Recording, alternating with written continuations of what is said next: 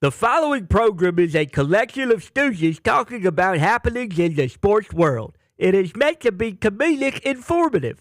The opinions expressed on this show do not necessarily reflect the beliefs of their peers, their boss, or ESPN.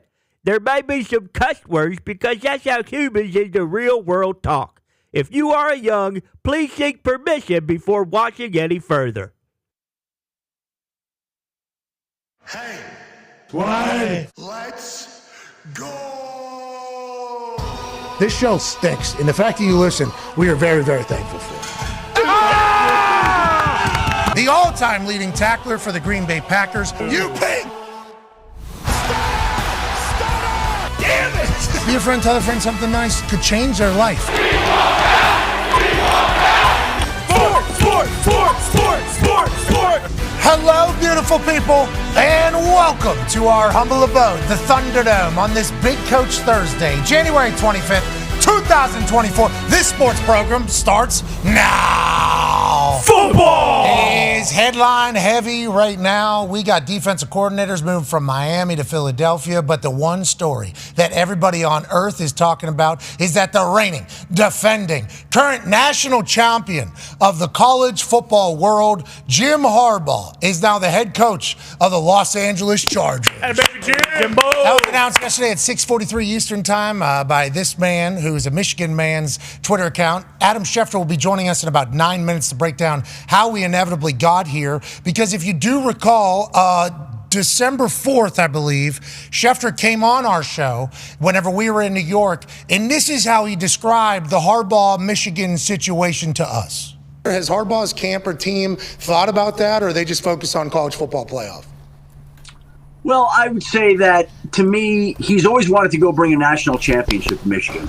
And I think if he brings a national championship to Michigan, I would think there would be a part of him that feels like he set out to do what he intended all along. And I think that that would give him even more liberty to take the jump to the NFL. So literally since December 4th, Adam Schefter has kind of been saying that all Harbaugh wanted to do whenever he got back to Michigan was restore some greatness to Michigan. I think it was a narrative that was heard loud and clear by a lot of Michigan alums, because whenever Jim Harbaugh leaves the national champion Michigan team to go to the Chargers, all we saw yesterday was Michigan alums saying, "Thank you, Michigan man, Jim Harbaugh, for doing what you did to our beloved school." Beat Ohio State 3 straight times, won 3 straight college football playoffs, won a national championship. Now we're back in the conversation and allegedly handing off the baton to Sherrone Moore, who hasn't been hired yet because state law. Of course. Yeah.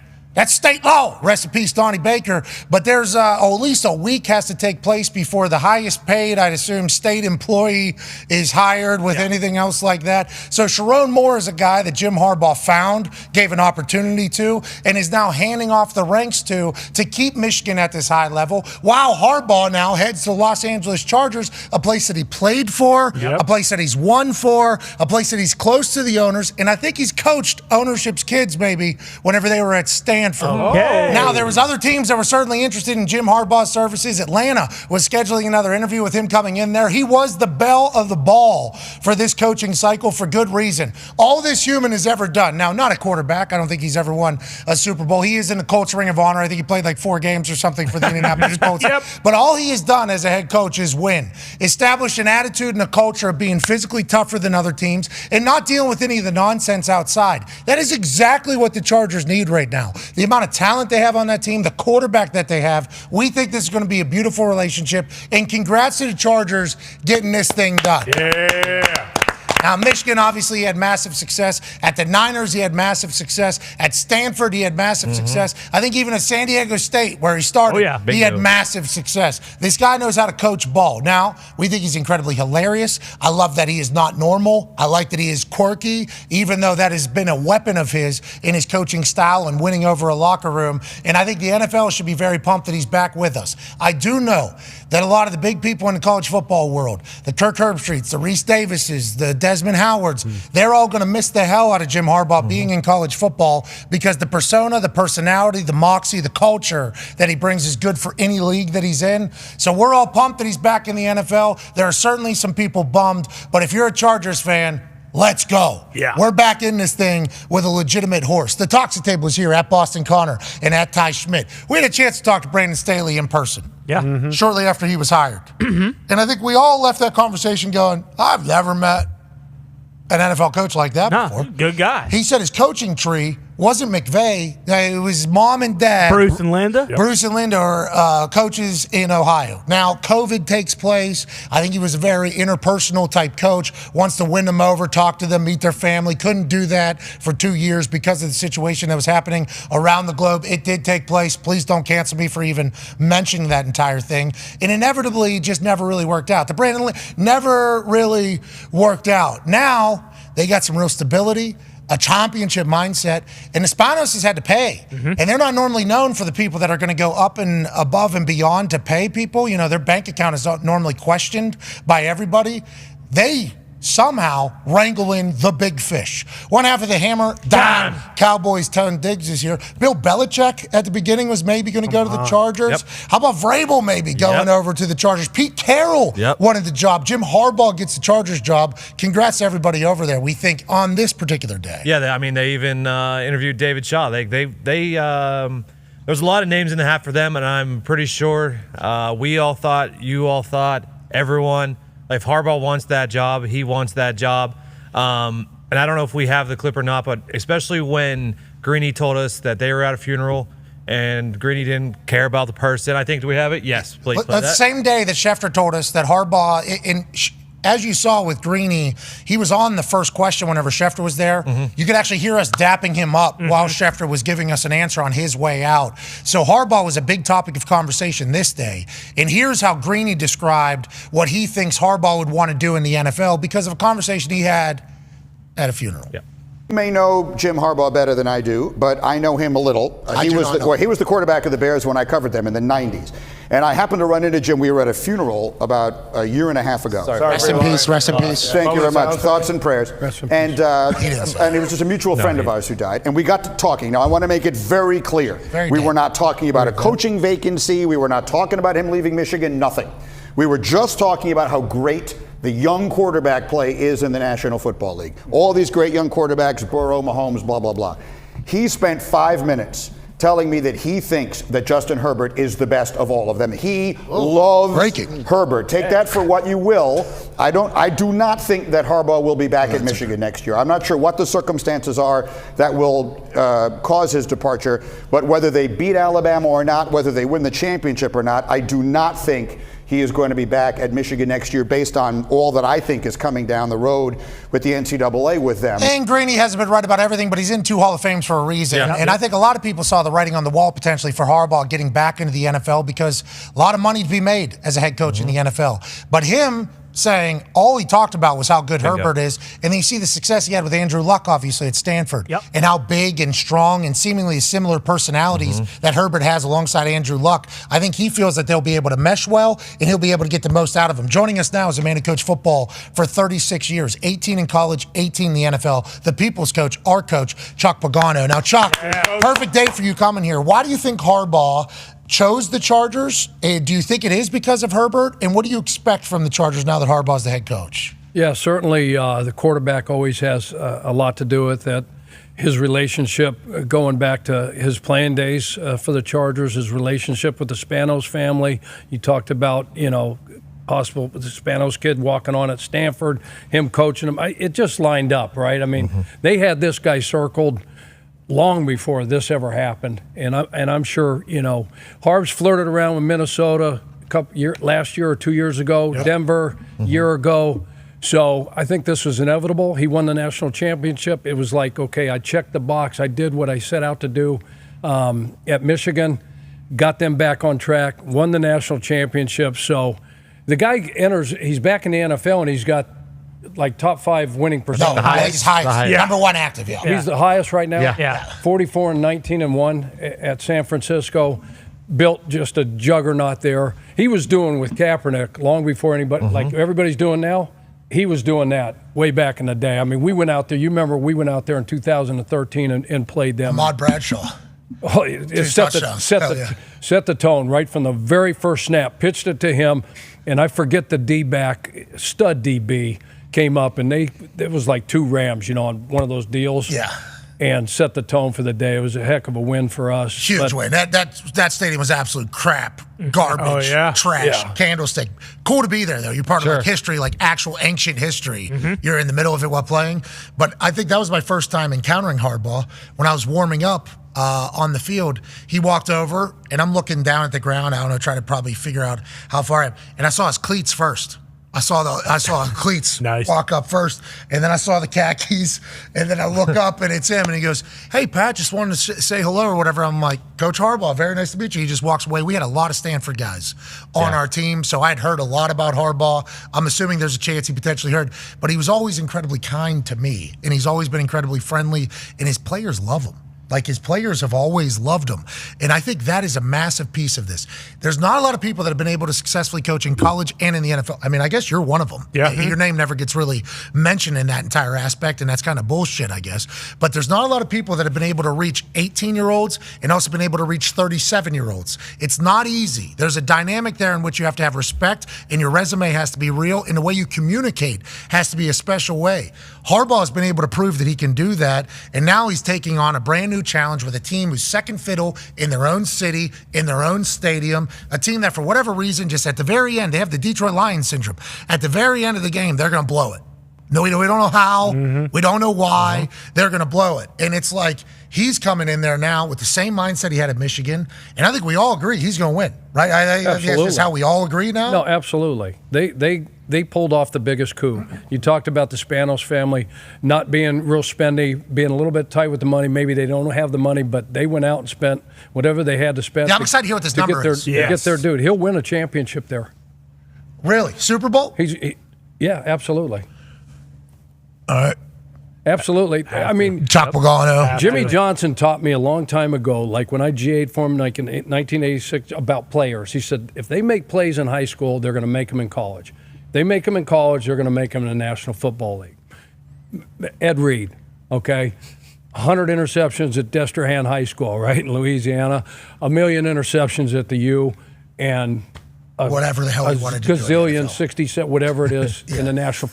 So coaching's no different. He's won everywhere. You mentioned San Diego, right? I think it's the Toros, University of San Diego. Okay. Not San Diego. So the Toros. So there, Stanford. Boom, boom, boom. You just go on down the line. So this is just a matter of time. They've got some cap issues that they have to deal with on that roster. So he'll go in there. They've got to hire a GM still, and there's a couple names out there that they've talked about. But he'll get a GM. They'll get a guy there, and you just know how that mindset. He's authentic, right? What you see is what you get, always. And he has never changed, and he is unapologetically himself, and he's real, and he's been able to do it at the college level, coach those kids, coach kids in the national football. We saw a lot of guys not be able to do that, right? A lot. Be able to communicate. Yeah. I had a learning curve when I first came in the NFL from college. It's different. You're talking a grown-ass man. Yeah. So you can't have a conversation maybe like you had with a college kid on, especially in front of their peers with a national football, NFL player, a grown-ass man, as we used to call, we call them, right? Absolutely. Because you'll get a funny look. Yeah. Oh, is that right? Okay. Yeah. We'll see whose bank account is bigger and also who matters more to this team.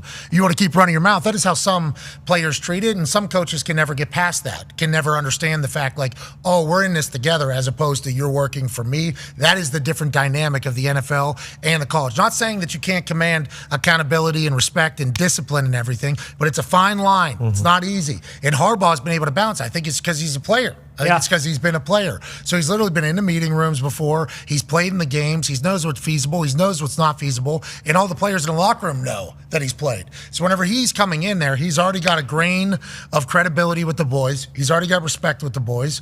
And then I think everybody's just excited to learn what all that I've seen is real. Like, I've seen this guy shirtless. We're hearing stories now from Aiden Hutchinson, and it was tweeted by the 33rd team. I don't know who's doing the interview, where he said one of his favorite stories is he walked in a weight room in Michigan, and Harbaugh was in cleats, wearing khakis, shirtless, under the squat rack. Mm-hmm. It's like those types of stories are in abundance from everywhere he's ever been, and everybody loves them. It's just like, yeah, that's Jim. So I think the Chargers players are obviously hopeful for the future, but also like excited to see what is this son of a bitch? Yeah. What is this? And they all know that what they're going to be screaming soon is nobody for the whole who's got it better than us. But it's like, this is a mass. And we always talk about winning headlines. And we never know if this is actually a win or not in the future. Can you win today, though? Can you win the hiring day? And a lot of teams don't necessarily do that. I think when the Titans hire Brian Callahan, I think Titans fans have gotten pretty quiet since they fired Vrabel, and now everything's kind of gone anyways. But Titans have a good fan base. I've gotten a chance to experience them. We've gotten a chance to experience them down in Nashville, not only for the games in our division every single year, but also in the draft. I mean, I don't think Titans fans are super loud and pumped about Callahan becoming their head coach. Now, they might be completely wrong. Callahan might go in there and absolutely crush 4 months from now. But Chargers fans, especially the Chargers social media account, it is a victory lap day for this Los Angeles Chargers team. They haven't had a lot of those since they've gone to Los Angeles. No, and there's still Belichick, Vrabel, Pete Carroll out there, and it's still hey, it doesn't matter. Who cares about those guys? Harbaugh is the guy. I mean, could you imagine, are there two more polar opposite people, at least from the outside, with Staley and Harbaugh? It's almost as if just overnight this entire franchise just pivoted. Okay, we're not doing that stuff anymore. We're doing the Harbaugh shirtless underneath the rack in khakis. That is who we are now, which is awesome. And you mentioned Herbert. It feels like that is the kind of guy Herbert is. Shirtless, quiet. Herbert's got great hair. He's handsome. Yep. He's quiet. Got a rocket. So I think a lot of people automatically assume not super football guy.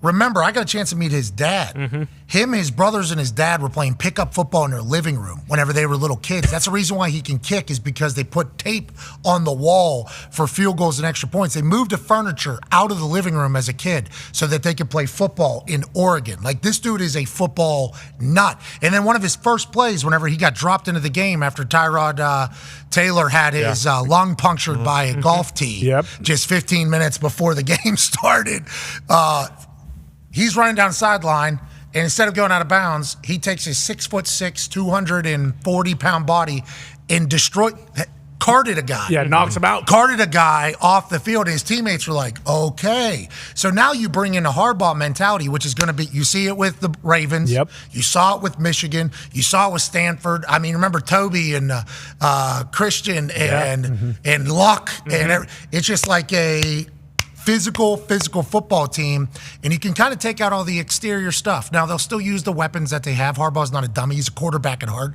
They see the highlights of him throwing, but they're going to take on this image of him, and it's a tough team. And it's in the football world now, those teams are winning. There for a while, who's the smartest, who's the trickiest, who's the most clever, who has the most speed, who can spread them out, who can utilize the most? Sure, that still all matters. But who's the tough team now? Are the teams that are winning in the football world? And it's they're immediately potentially dropping that culture into L.A. with the Chargers. Yeah, and this is exactly what a guy like Herbert needs, I think, too, because, he's unbelievable, obviously, and kind of people go back and forth is he a superstar? But in big moments, whether it was the case or not, it seemed like a guy like Brandon Staley is just timid and kind of unsure of himself. That's not Harbaugh at all. You just feel, and especially him being a Big Ten guy, watching all those teams for all those years he was in the Big Ten, and then obviously him in the NFL, they win those close games because that's just, like you said, that's his mentality. That's that physical tough. They just, it's almost like he doesn't allow teams to lose in those situations. And then you get a guy like you get a guy like Herbert who has all the talent in the world, but whether or not he was always held accountable to the same degree that Harbaugh is definitely going to hold him accountable. It just this feels like a home run in every possible way. And the cap issues that Chuck brings up, that's just one swipe of a pen that you can change it. Now you're kicking it down the road, but a lot of teams have done that. That is the modern NFL. Breaking news out of Carolina. So Dan Morgan, former Miami legend and maniac linebacker dog on the field, who's a cerebral deep thinker and tough guy that Greg Olson described, basically a Dan Campbell type is how Sure. people are Love describing it. Dan Morgan, who's been hired as the GM for the Carolina Panthers. He brings on David Canales of the Tampa Bay Buccaneers, offensive coordinator, to become the head coach of the Carolina Panthers. Now, we learned earlier today from Chuck Pagano's knowledge of who is with where, how.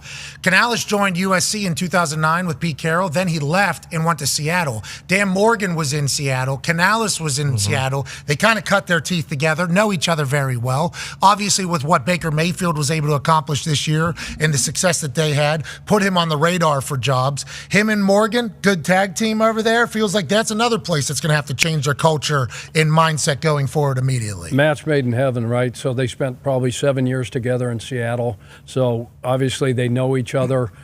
As soon as Dan got this job, you saw this name come up. You saw him go in for the interview, second one. So you kind of put two and two together saying, okay.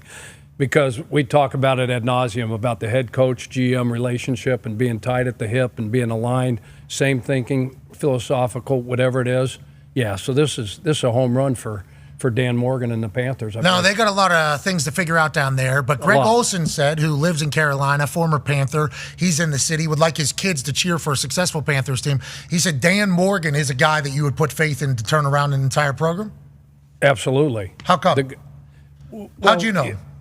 I was at the University of Miami, recruited him, and I didn't recruit him. He came and played for us in '97. He was from Coral Springs, local kid, came in as a running back, white running back. They moved him to linebacker, and next thing you know, he's like second team freshman All-American. Sets a record for freshman tackles.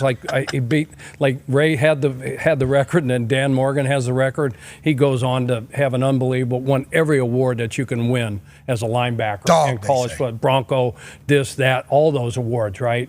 Unbelievable. I mean, like the quiet assassin, never said anything. You talk like he said, we're going to have thoughtful thinking, like really smart dude, very precise, not going to be an overreactor. He's going to think through everything, and he knows how to build a team. Yeah, but once he put the cowboy collar back on, exactly, it kind of looked like, and I hope he hears this because the way he is, I think he'll probably, maybe find a little fire in this.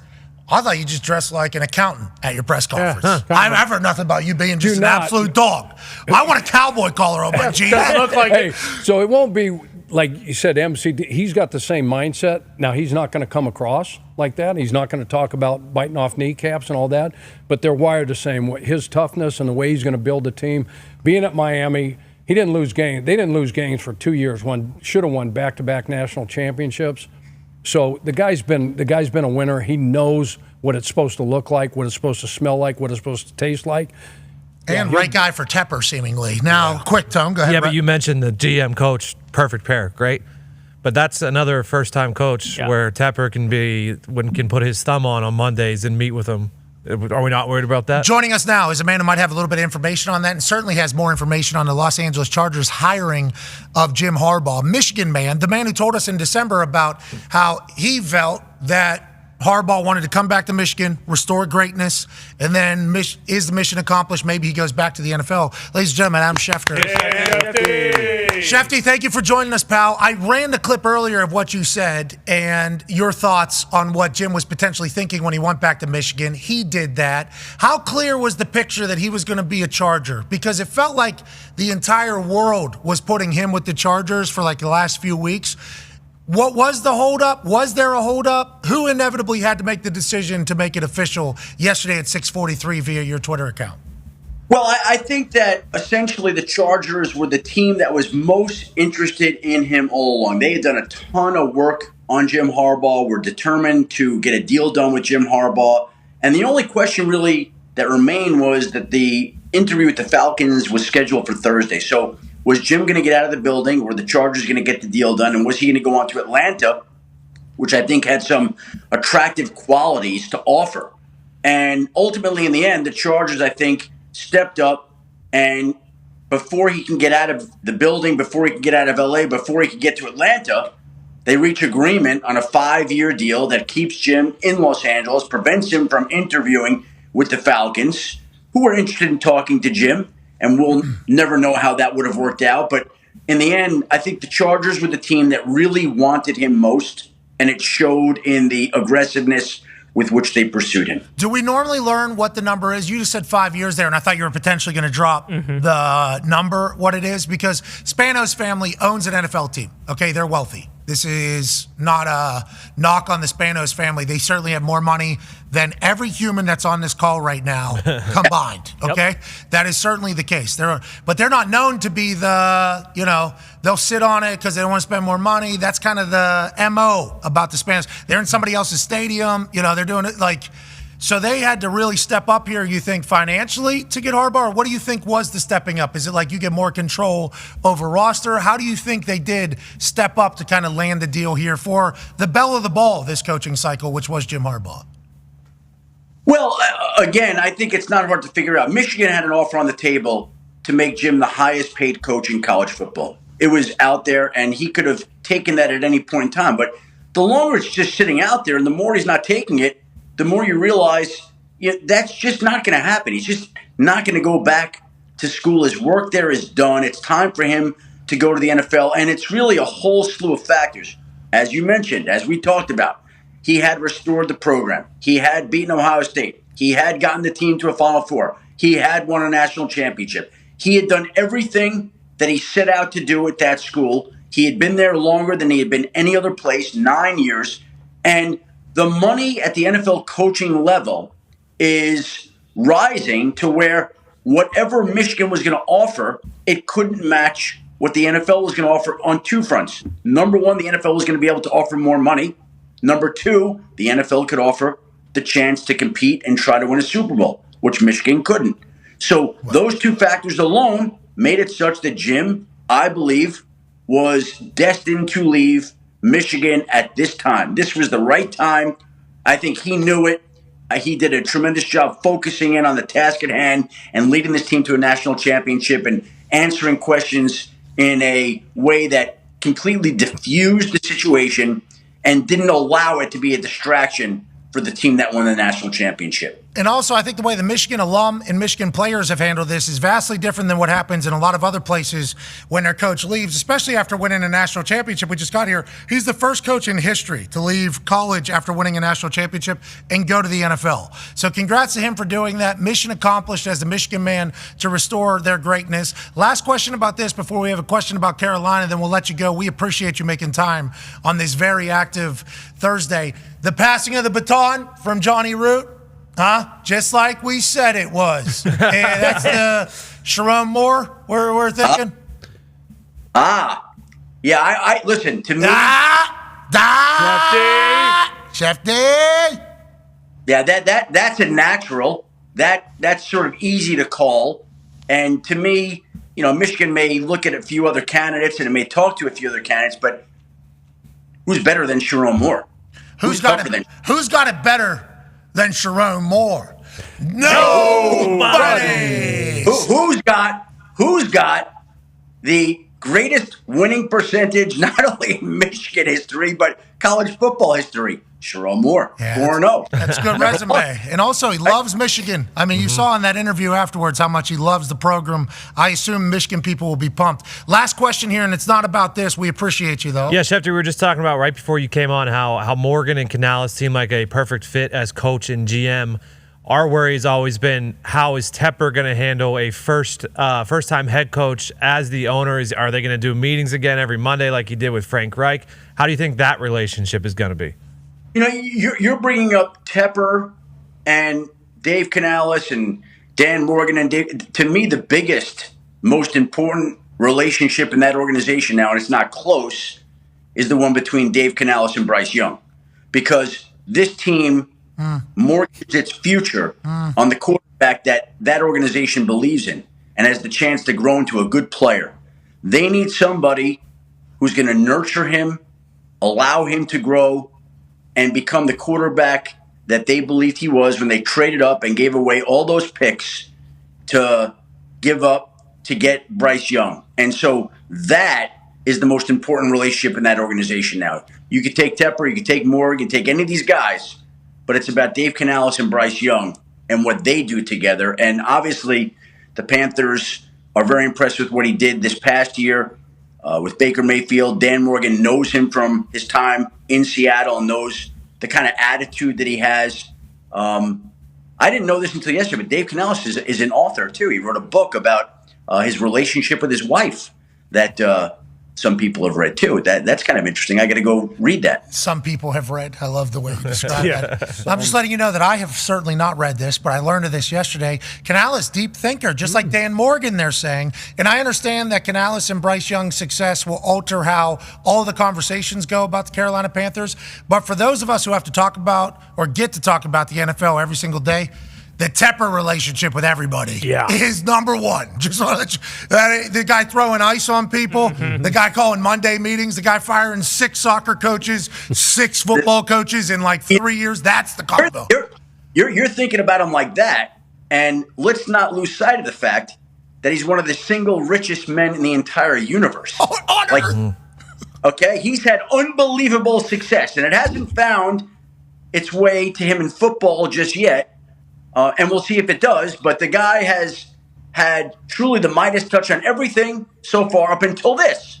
So let's give him a little bit of time. Yeah. Let's cut him a little slack. I agree. And let's see how it goes going forward. But the guy is more successful than everybody in this universe. And let's see if he could carry it over to the football field. Not everybody. The Waltons came in and said, yeah, you're not the richest in the NFL anymore. We are. But I certainly agree with what you're saying.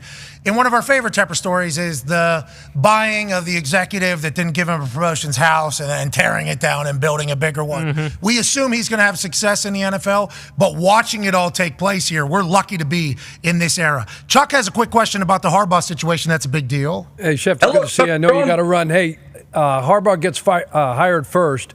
They still got to fill the GM role. Does this mean Harbaugh gets to pick the GM? And if so, who do you think it is? Well, they just completed a second interview with Brandon Brown, the Giants' assistant general manager. So clearly he's got serious consideration.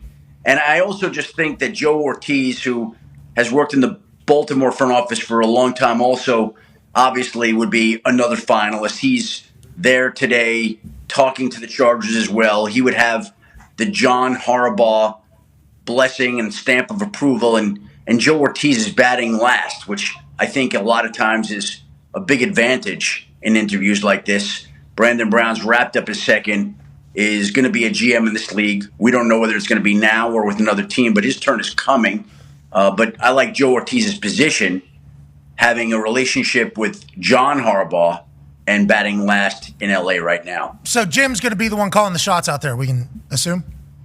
Well, I'm sure he's going to work with the Spanos family to do it, but he's going to have a huge voice, of course. Okay, that's sweet. I can't wait to see what he builds out there. Thank you so much for your time, ladies and gentlemen. Adam Schefter, thank you. And now joining us, a man who has a plethora of knowledge on the matter. Ladies and gentlemen, Michael Lombardi. What's up, guys? Lombardi. How we doing? Busy day, man. Wow. Awesome day.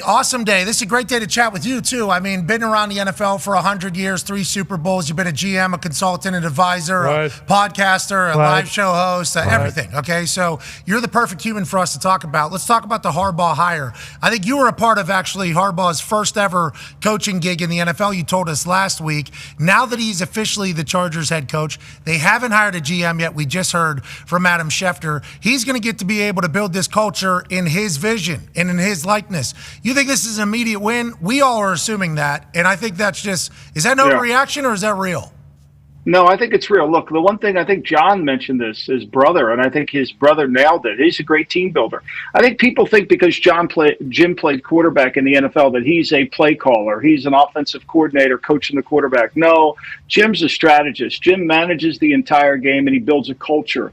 And what the Chargers need was toughness, mental and physical toughness. And that's Jim's specialty. Highly competitive, the ability to have competitive stamina. Every single day, get better. You know, who has it better than we do, right? You know, that's his mantra. And that will transcend itself all throughout the organization. And he understands what he needs. He develops coaches, too. I think that's the other part, too. He's demanding on the players in a good way. He's demanding on the coaches in a good way. And I think those two things are exactly what the Chargers need. And when he finds the right personnel guy who is symbolic in terms of finding the talent that fits around him, I think they're off to the races. Look, that West now, you know, you got 2 Hall of Fame coaches in Sean Payton and Andy Reid you're competing against, right?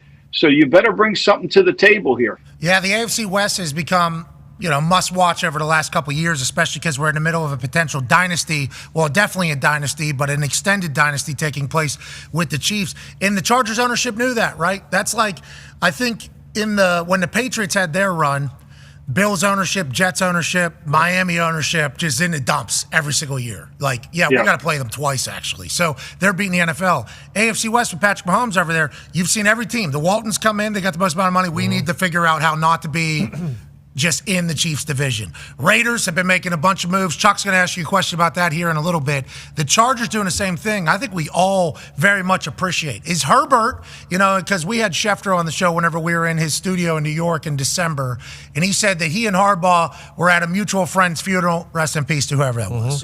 Never said the person's name. Yes. He said that whenever he talked to Harbaugh there, they happened to be sitting next to each other.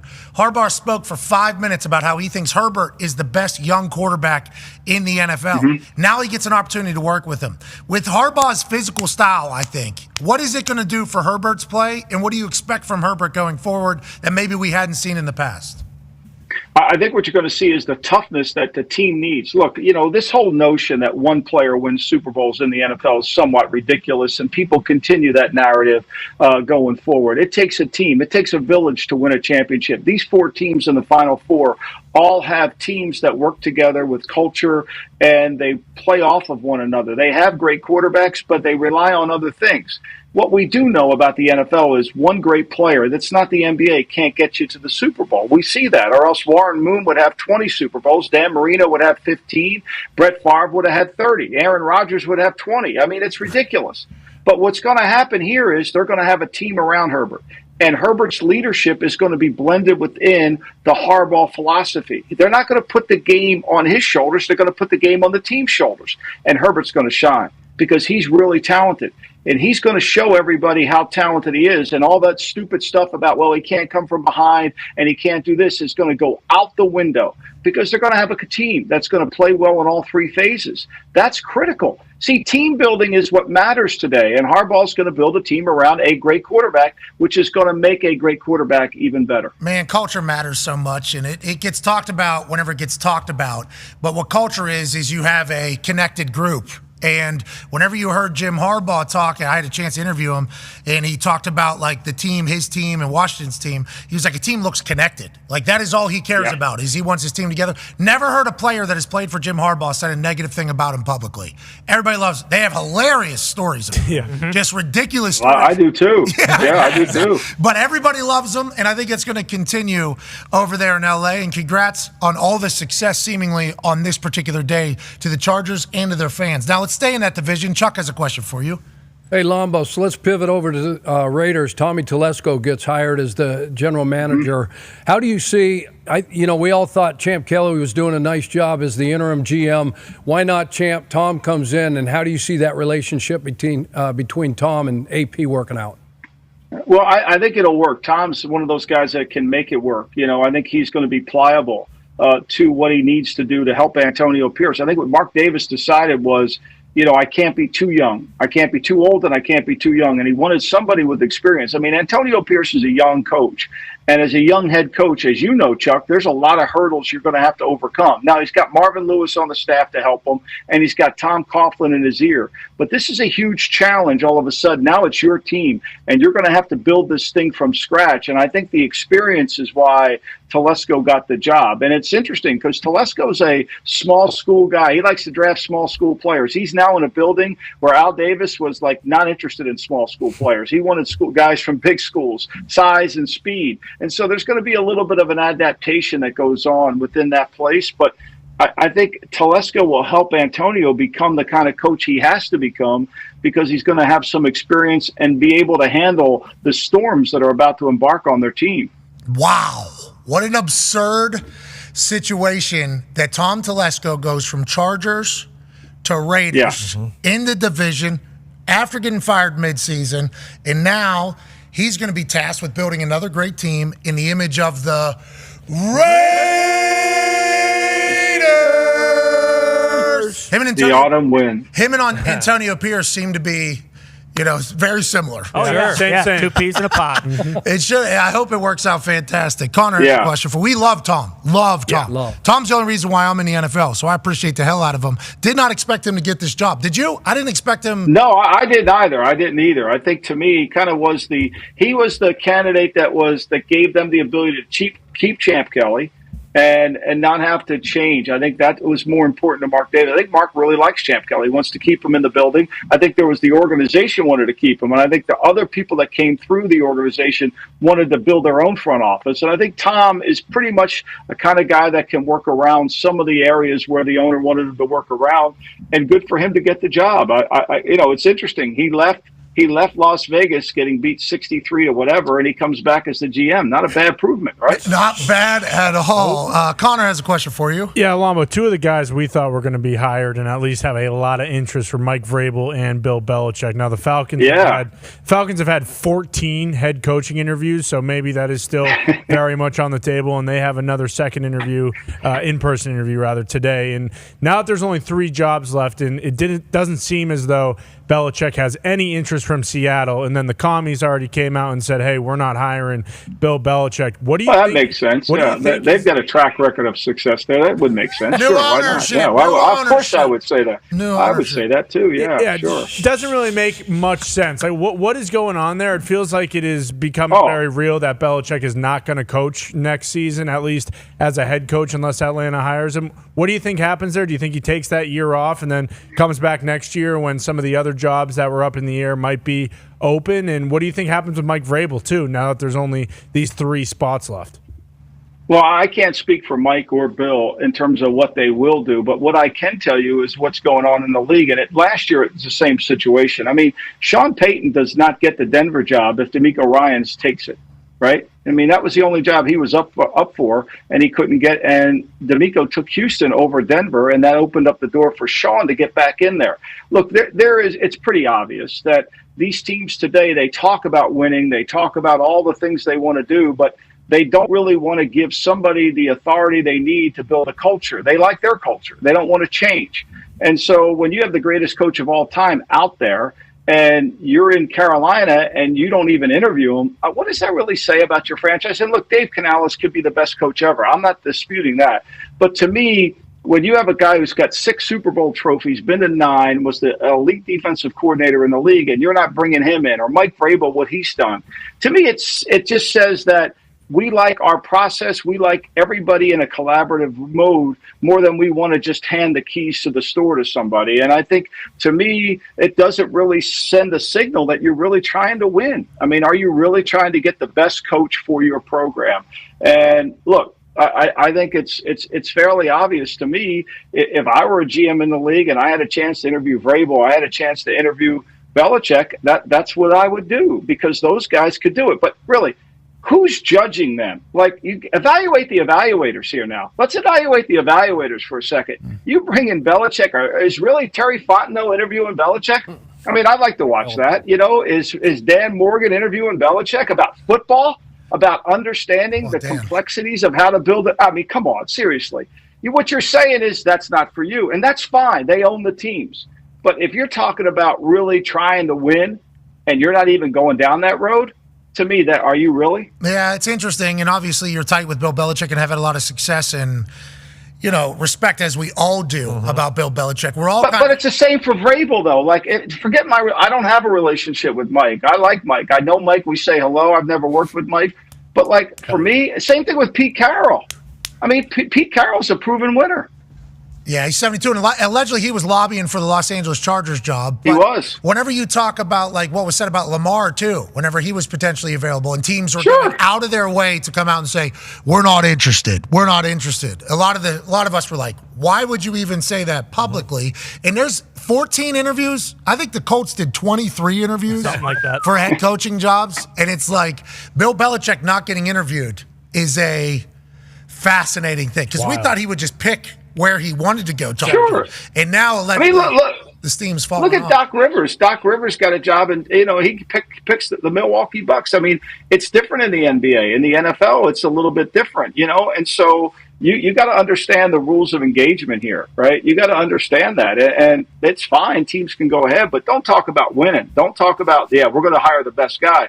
What we're talking about is protecting our desk. That's the great George Young's line from 1980. People want to protect their desk in the league. They don't want change. Yeah, well, change brings a lot of things. A lot of energy has to be taken to make the change smooth.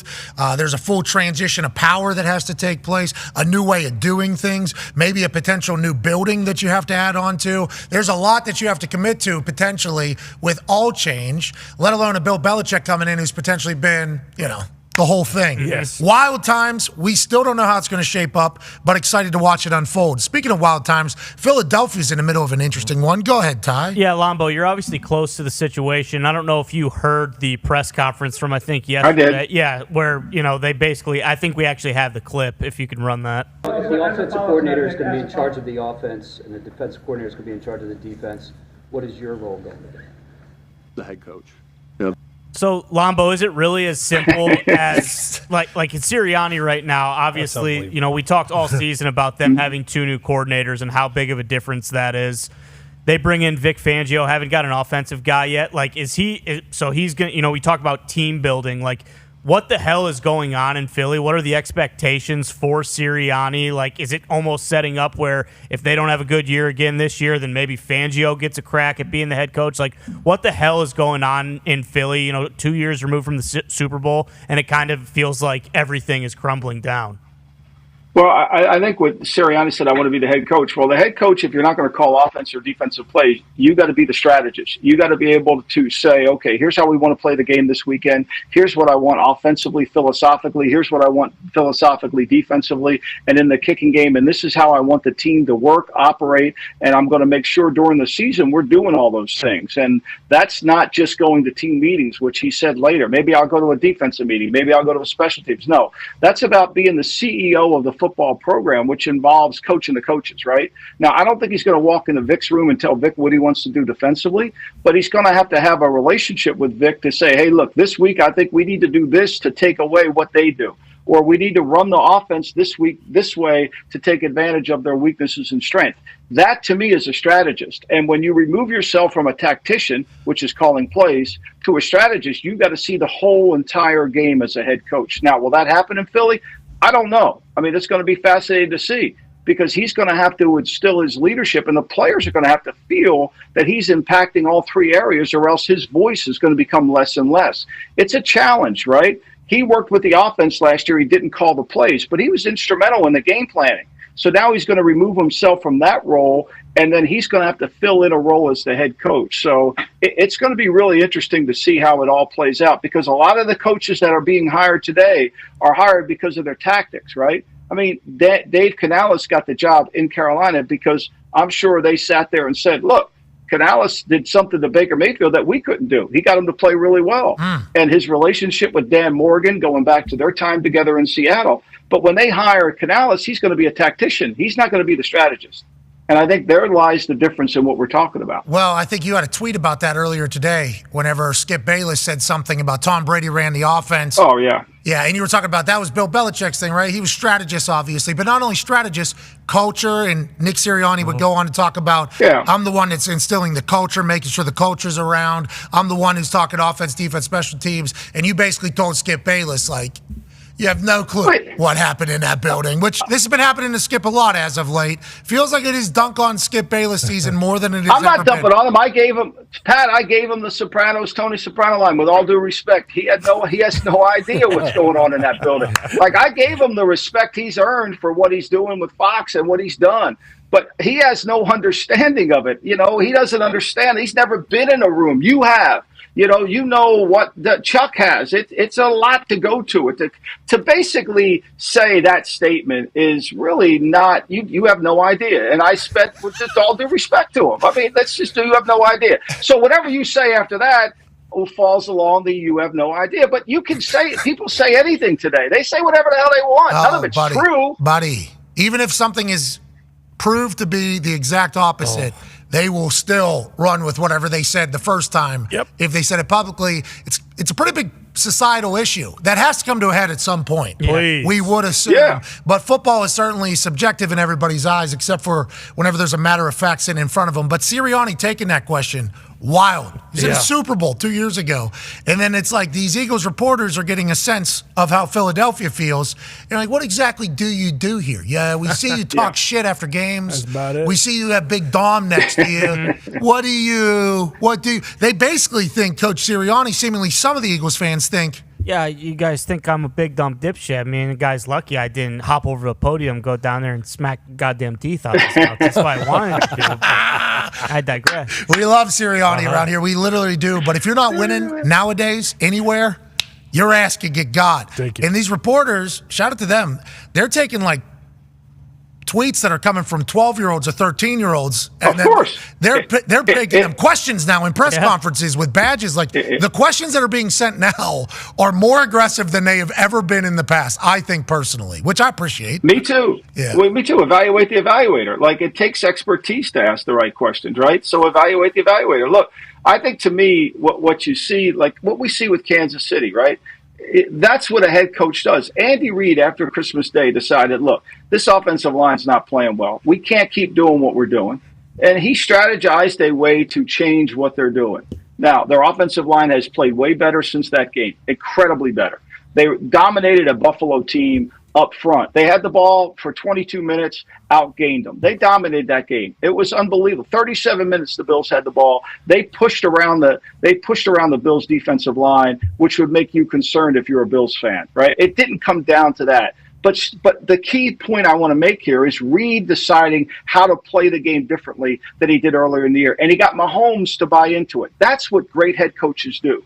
That's what you see when you can see the future just a little bit and you change the course of your team. That was really good. Now, to me, can Sirianni do that? Well, this year we didn't see him do that because his team was falling slowly, wasn't in shape, weren't in condition, and he didn't change it. So he's going to have to change that role. 2 new coordinators, first time he's had to deal with that happening. I assume he's going to learn from it, move on. We think Sirianni's a good coach. Oh, yeah. Now, he can prove to be otherwise, I guess, as we go forward, but we are firmly in that Paisano's camp. Speaking of Paisano, Tone has a question for you, Mike. Yeah, Lumbo, let's go to the field this weekend. 2 incredible matchups. I feel like when you look at Detroit and San Francisco, they're like looking at in the mirror at each other with starting up front, starting in the run game, playing off the play action. Defenses could be susceptible in the secondary, and then you go to the AFC Championship. Mahomes 9-1-1 is a dog. He's a dog this weekend on the road against the number 1 seed Ravens. What are your thoughts on this weekend's games, and how do you see them going? Well, I mean, look, I think the Lions have been what Dan Campbell's personality has been. They have not played, I would say, great defense over the last 5 weeks. Nick Mullins threw for 411. They gained 411. I think he had 396 in the second game. Dak had 345. In the 2 playoff games, Stafford and Mayfield threw for over 300 yards, 367 and 349. But what they've been able to do is they make plays in critical times of the game, right? They get negative plays and they get sacks, and they kind of find a way when things are going bad to fix it. It's going to be a real challenge here for them to slow down this 49er attack. I don't anticipate the 49ers struggling to move the football like they did a little bit against Green Bay, or Purdy not playing well. Now, I know the Debo factor's there, but this to me is going to come down to 2 things. Can the 49ers defensive front take over the game? They couldn't against Green Bay. Green Bay moved the ball for the first 6 drives. They had a great quarterback rating in Jordan Love, and then they adjusted the game out and got it. I think this is a game where both teams are going to score. I think, and the 49ers will take advantage later in the game because it's going to be hard for this Lions defense, which is weak in the back end, to kind of find a way to stop this 49er attack. In the other game, I think you have to throw out all the numbers, right? Like everybody keeps saying, well, Pat Mahomes against Baltimore and the defense, this is a different Baltimore team than it's been, right? They are way different. And they're very good at pressuring the passer. And I think they're going to have to put some heat on it, and they got to stop Pacheco. I think when they look at the tape, when Reid looks at the tape, he's going to watch that Ram tape and see that the Rams ran the football on Baltimore. If they can run the ball on Baltimore, that's going to be key. And if Baltimore can run the ball on Kansas City, which every team has done, and if you look at the metrics, whether it's EPA or any of the analytics, people have run the ball on the Chiefs. All right. So it sounds like you are Ravens-Niners. I know that sounds chalky. I think I would. The line moved to 7.5 today. The line moved to 7.5 today for the Lions. I think that might be the right play. I think the Lions. One thing, they're not going home. They're going to compete their tail off. And how do you go against? I mean, if you're going to get so many points with Mahomes, I think it's a field goal game. I really do. But I think these two teams, Baltimore and San Francisco, are the two best teams. Now, San Francisco defensively. Everybody talks about Purdy. This poor kid plays good, and everybody keeps crapping on him. I don't understand what he ever did to everybody. It's his second year. I don't understand. What did he do to everybody? It wasn't his fault he was the 7th pick. I mean, I don't understand what this poor kid has done to everybody. They get so mad. But I don't expect him to play poorly. But what that has to happen is what's gone unnoticed is that 49er front. They've got a lot of money in it. They got Bosa making a ton of money. They got Hargrave. They got Armstead. Chase. They got all those guys making Chase Young, right? They got to play. They're going to have to bring it. And this is a good line for Detroit. They're going to have to play better than they did last week. You bring it every time. We appreciate you. Ladies and gentlemen, the host of the Lombardi Line and GM Shuffle podcast, Michael Lombardi. Let's go to that other game in Baltimore. Obviously, you were a defense coordinator over there in Baltimore. Something that we've chatted about is home field advantage being real. Baltimore is a real home field advantage over there with the way that team plays as well, Chuck. Absolutely. You saw what happened to Houston. A week ago, all the pre-snap penalties, the false starts, the neutral zone affair, all that stuff. So, yeah, it's huge. M&T will be rocking. I saw on X that, Ed and Ray are going to be there as legends of the game. T-Pain's performing at halftime. Yeah. Jonathan Ogden as the honorary captain. Who? T-Pain. Is he going to bring the pain? No. He's bringing. He's not like Dan Morgan. No. I don't know. I don't know if I know T-Pain. You know T-Pain. Come on, Chuck. Yeah. All I do is win. It'll be electric. It'll be unbelievable environment. So the thing about T-Pain is he figured out how to auto-tune his voice to sound awesome. Like always. Musically a genius, I think, is the documentary that I wrote pretty much for him to find how to get his voice to sound like this, and he just took over. And then there was a war against him. The two biggest stars on earth basically said death of autotune, and autotune's ruined the business. And I believe Usher Baby, Usher, who's performing at halftime, actually told him that he killed music and ruined music. Like AI-ish? No, it's autotune. It's just like everybody can sing pretty much. Yeah, it just makes your voice sound good. So he has an entire run where he just makes hundreds of millions, we assume. Then he starts a Twitch account, has this whole new life pretty much. Hilarious human being. And then he sings without the audio. He's a better singer than everybody else. Magnificent. He's like, he's a weapon. T-Pain is a absolute weapon. What's the song? Chuck, I heard you in the shower today. You were listening to I'm in Love with a Stripper. Yeah. Oh, that's him? Yeah. I can take you to a mansion somewhere in Wisconsin. That's him as well. That was him and JT. Wisconsin? Yeah, well, you got to make it. You gotta make that's it. music. Yeah. They say he deserves an award for rhyming that together. Yeah, that's actually one of the greatest bars in the history of music, they say. He didn't do It's Hard Out Here for a Pimp, did he? No, I think that was way before Teddy Payne became a but good pull. A musical. It's hard out here for a pimp. Okay. Yeah. I don't know if I'll play that. 3-6. With the Cadillac and gas money spent, you have a whole lot of bitches jumping ship. There it is, Chuck. Thank you, Chuck. I don't know if T-Pain's going to be playing that this weekend, but M&T Bank's going to be going crazy. Yeah. I think Jimmy's doing one of those tailgates, too. Yep. Don't go. Please don't go. Have you seen any of the videos from these things? Yeah, they look crazy. They look awesome. so I thought I saw Shaq's going to be there. Yeah, DJ Diesel. Yeah. So, I mean, Baltimore's going to be upside down. One of the past DJs put out one of the best videos you've ever. DJ Paula D. Check out his video from the tailgate. Yeah, him voicing over the whole video is certainly entertaining. The weather was bad, though. What do you expect for DJ Pauly D? His hair was good, though. It was. Always. The rain didn't affect it. But Baltimore's going to be alive, and with the way they play, they can really get out of control. Oh, yeah. But Patrick Mahomes would love to go in there. Hey! Hour 2 on the other side with AJ Hawk. Be a friend, tell a friend something nice. Take 3.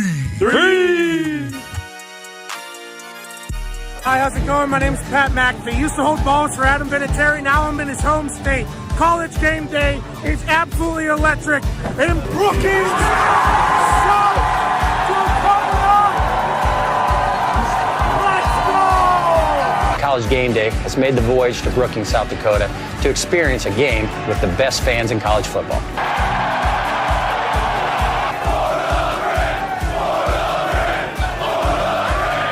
I unfortunately cannot attend because I have a game this Sunday, so I sent a man I trust to make my picks.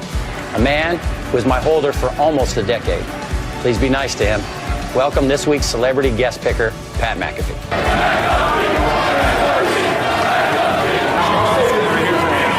Go big, go blue, go Jacks. Hosting Auburn. Yes, everybody saw this. The best fake punt in the world. What do you think, Pat? I absolutely loved it all the way up until execution time. That is not one we like to show in the brand headquarters and punting and kicking world. Oh, dance off. Oh, let's get weird. Yes. Duck that, huh? Bang! Right off the top of the dome. That makes it a lot easier when you got a dummy standing right in front of you like that. Running. He's Hayukin! Daniel Russo! Wax on! Wax off! Knee to the face! World Series! Go! Yes! These teams stink. With that 15, they celebrate by doing shotguns. And I'm a big fan of that. I'm going with the University of Virginia Cavaliers. That was great. Whoa! I will never, ever in the history of my life cut against that ball. Oklahoma State is a win here. Not so fast again.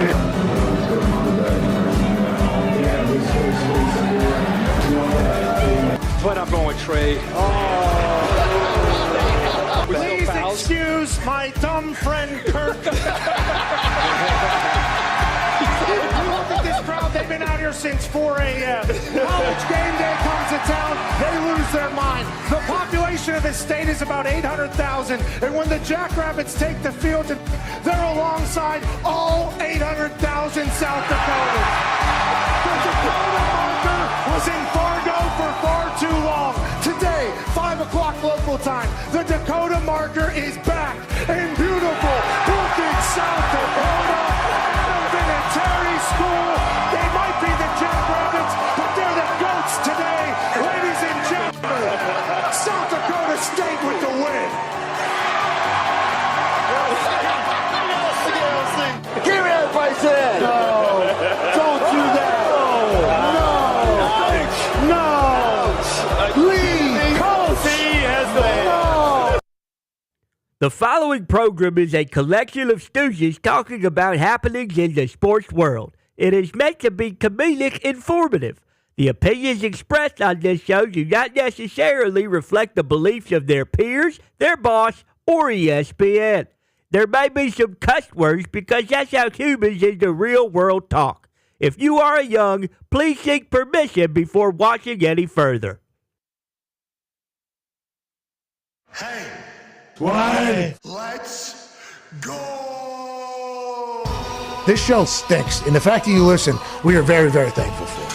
Ah! The all-time leading tackler for the Green Bay Packers, you pig!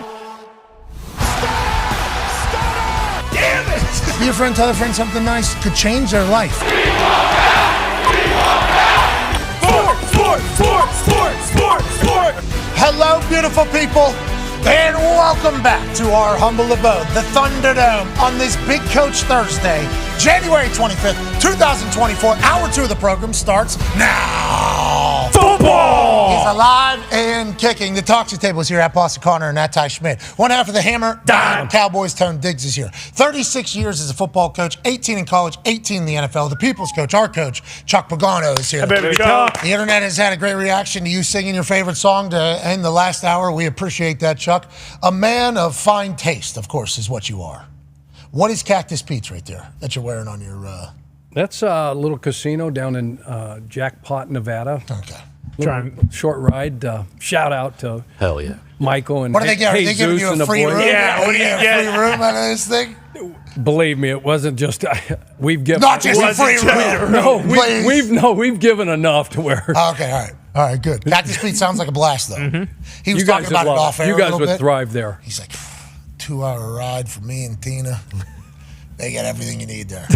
Look at this place. Lights don't even work.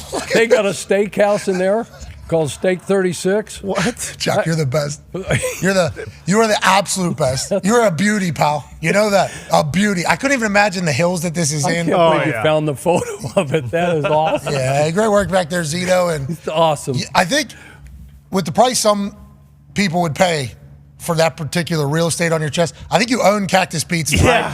I think you potentially own Cactus Pete's. I'm happy to hear that your losses haven't gone to the lights. Keep it, hey, old school Cactus Pete's. Right. Respect. Old school. Joining us now in an attic in Ohio is a college football national champion, a Super Bowl champion, a Ryder Cup winner, and a man who I think we all have respect for because he's the president of Ohio. Amen. He's 40 years old, AJ Hawk. Yeah. Hawker, your old ass, congratulations to the Ohio State Buckeyes, the big bad wolf in Ann Arbor. Jim Harbaugh officially out at Michigan, now head coach of the Los Angeles Chargers. Is there a parade in the streets of Columbus that the Buckeye killer has finally left college ball?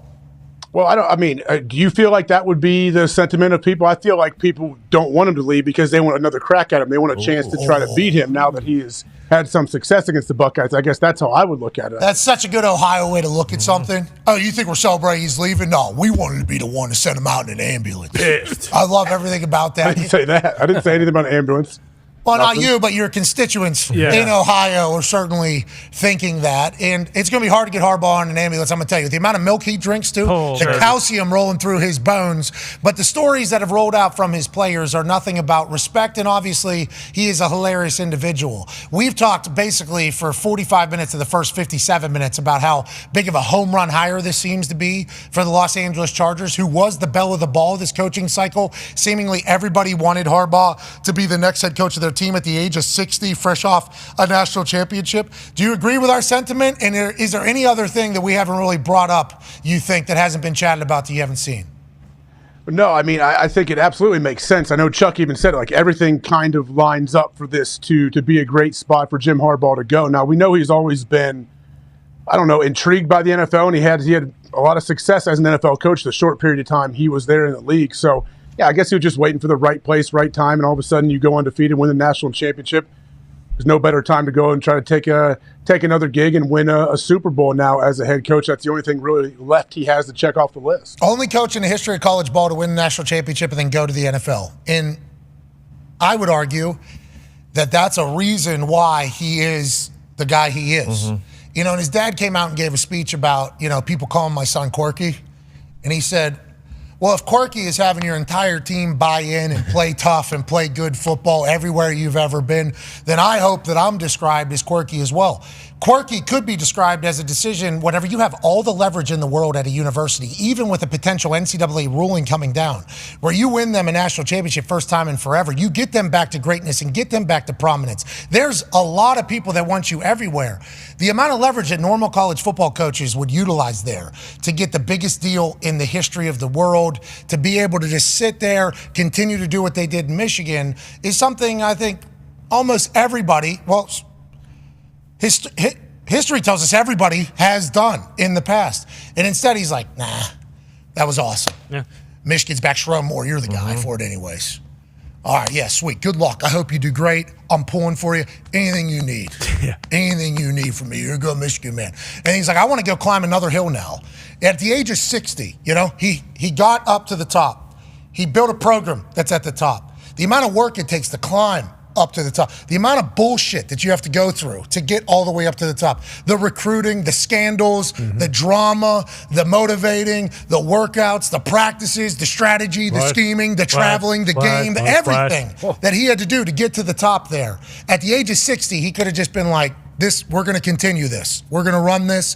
This is my life's work. This is what I'm supposed to do. But instead to be like, no, I'm going to go right down to the bottom of another mountain and be like, here we go. A lot more things out of his control with the salary cap and everything like that he had control of in college. Obviously, he had a lot of success whenever he was the Niners head coach. He's the winningest coach in the NFL currently as soon as he gets back in there by percentage-wise. But him choosing to get back down at the bottom and build up another thing, I think that says a lot about his character as well. It's not really being talked about. Yeah, absolutely. And you just think about what Saban said, a month or two ago about the whole NIL situation and how, hey, the guys in the NFL have it great as well, and college has changed so much, and he had to work through that. When he first went to Michigan, NIL wasn't a thing. He had to adjust to all those things on top win during it. Yeah, win during it, win before it, because obviously it's Michigan, and then the fact that they were able to go all the way helps a lot, and it does feel like that this is by far the hire of the offseason, and that's crazy to say with Bill Belichick still being out there. Yeah, and Mike Vrabel. Hembo sent me some stats about the 49ers team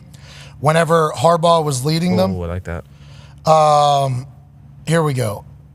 Identity of Jim Harbaugh's NFL team, which is using numbers from 2011 through 14 with 49ers. Win line of scrimmage in the run game. They outrushed their opponent by 3,022 yards during those years. Sorry, what? Largest margin in the NFL. 3,022-yard advantage over all their opponents whenever they were, when Harbaugh was with the 49ers. Now, remember, Kaepernick, that was before everybody, so he's wide away. Giveaway, takeaway premium. 66 giveaways, which were tied for the fewest in the NFL.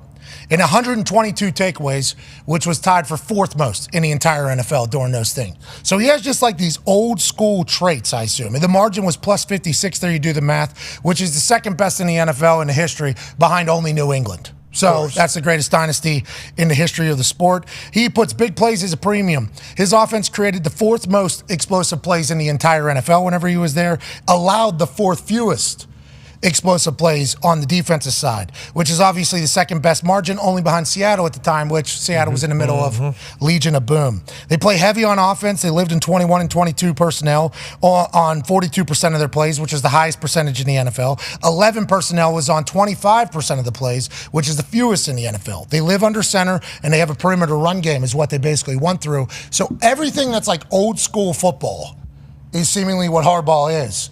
And we had Kalen DeBoer on yesterday, and he talked about coaching at Sioux Falls and Washington, now at Alabama. He's like, football is football.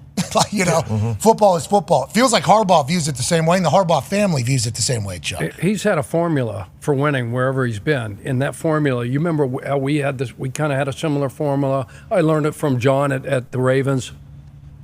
It starts with the quarterback, right? Protect yours, affect theirs, right? The ball is the program. Right? So keep it. Take it away. Bingo. Run the ball, stop the run. He's going to build the thing from inside out, right? He's going to start in the trenches. Fundamentals and technique, right? Put a premium on those. Situational football. Those stats just show you. So he's going to get there. He's going to figure out, okay, roster, what do we have? What do we need? What do I got to do to change? He's always been tight end centric. The big guys, to your point, Hembo's stat about 21 and 22 personnel. So it'll be interesting to see because the NFL right now, you don't play but like base defense, we're base 3-4. You don't play but maybe 22 to 24% of base because everybody's in three wides now, 11 personnel, one back, one tight out. So you're in sub most of the time. So you're going to play. If you play 1,000 plays, you're going to play 750 plays in nickel defense because everybody else is in 11. So it'll be interesting to see what he does with that outfit. Now, with that being said, with the modern NFL, that's why the Ravens have had success because they're heavy. That's why the Niners have had success still operating with the fullback. That is kind of. So they got both, right? Lions. So the Ravens finally evolved under Monken, right? Boom. So Greg Roman, heavy tight end centric. He comes from that same program with Harbaugh, right, with Jim. And so he comes in there, Zay Flowers now, Bateman, OBJ in there, Andrews. So they still, if they have to, they got Ricard. They can get big when they need to get big. But they also can spread you out and throw the ball now. Which we assume Herbert will be able to do with Harbaugh if needed. And they got Keenan Allen, I assume, still in the football. And it's funny you guys say tight end centric because, mock draft season has started. And it's a unanimous at number 5. Brock Bowers. Chargers. Brock Bowers. Jim Harbaugh. I can't wait for the first thing he has to say about Brock Bowers. Like, just wait. Man, this guy. So fast. Like, the way he talks is one of one as well. Never scared to be himself either. Like, not going to try to, just the way he describes things, so good for NFL media. Cannot stress this enough, AJ Hawk. I think we're going to get plenty of good sound bites, both after wins and after losses. But he is always the same guy. Like, no matter what, he does always seem to be Harbaugh. He's never putting on an act. Like, I remember playing against him. When he was with San Francisco, they came to Green Bay. I don't know what time of the year it was. It was cold. We played him. There was like a TV timeout, and Harbaugh was killing this ref. He was going after a ref out like on the hash. And one of their players, I looked at him, and he just kind of looked at me and shook his head.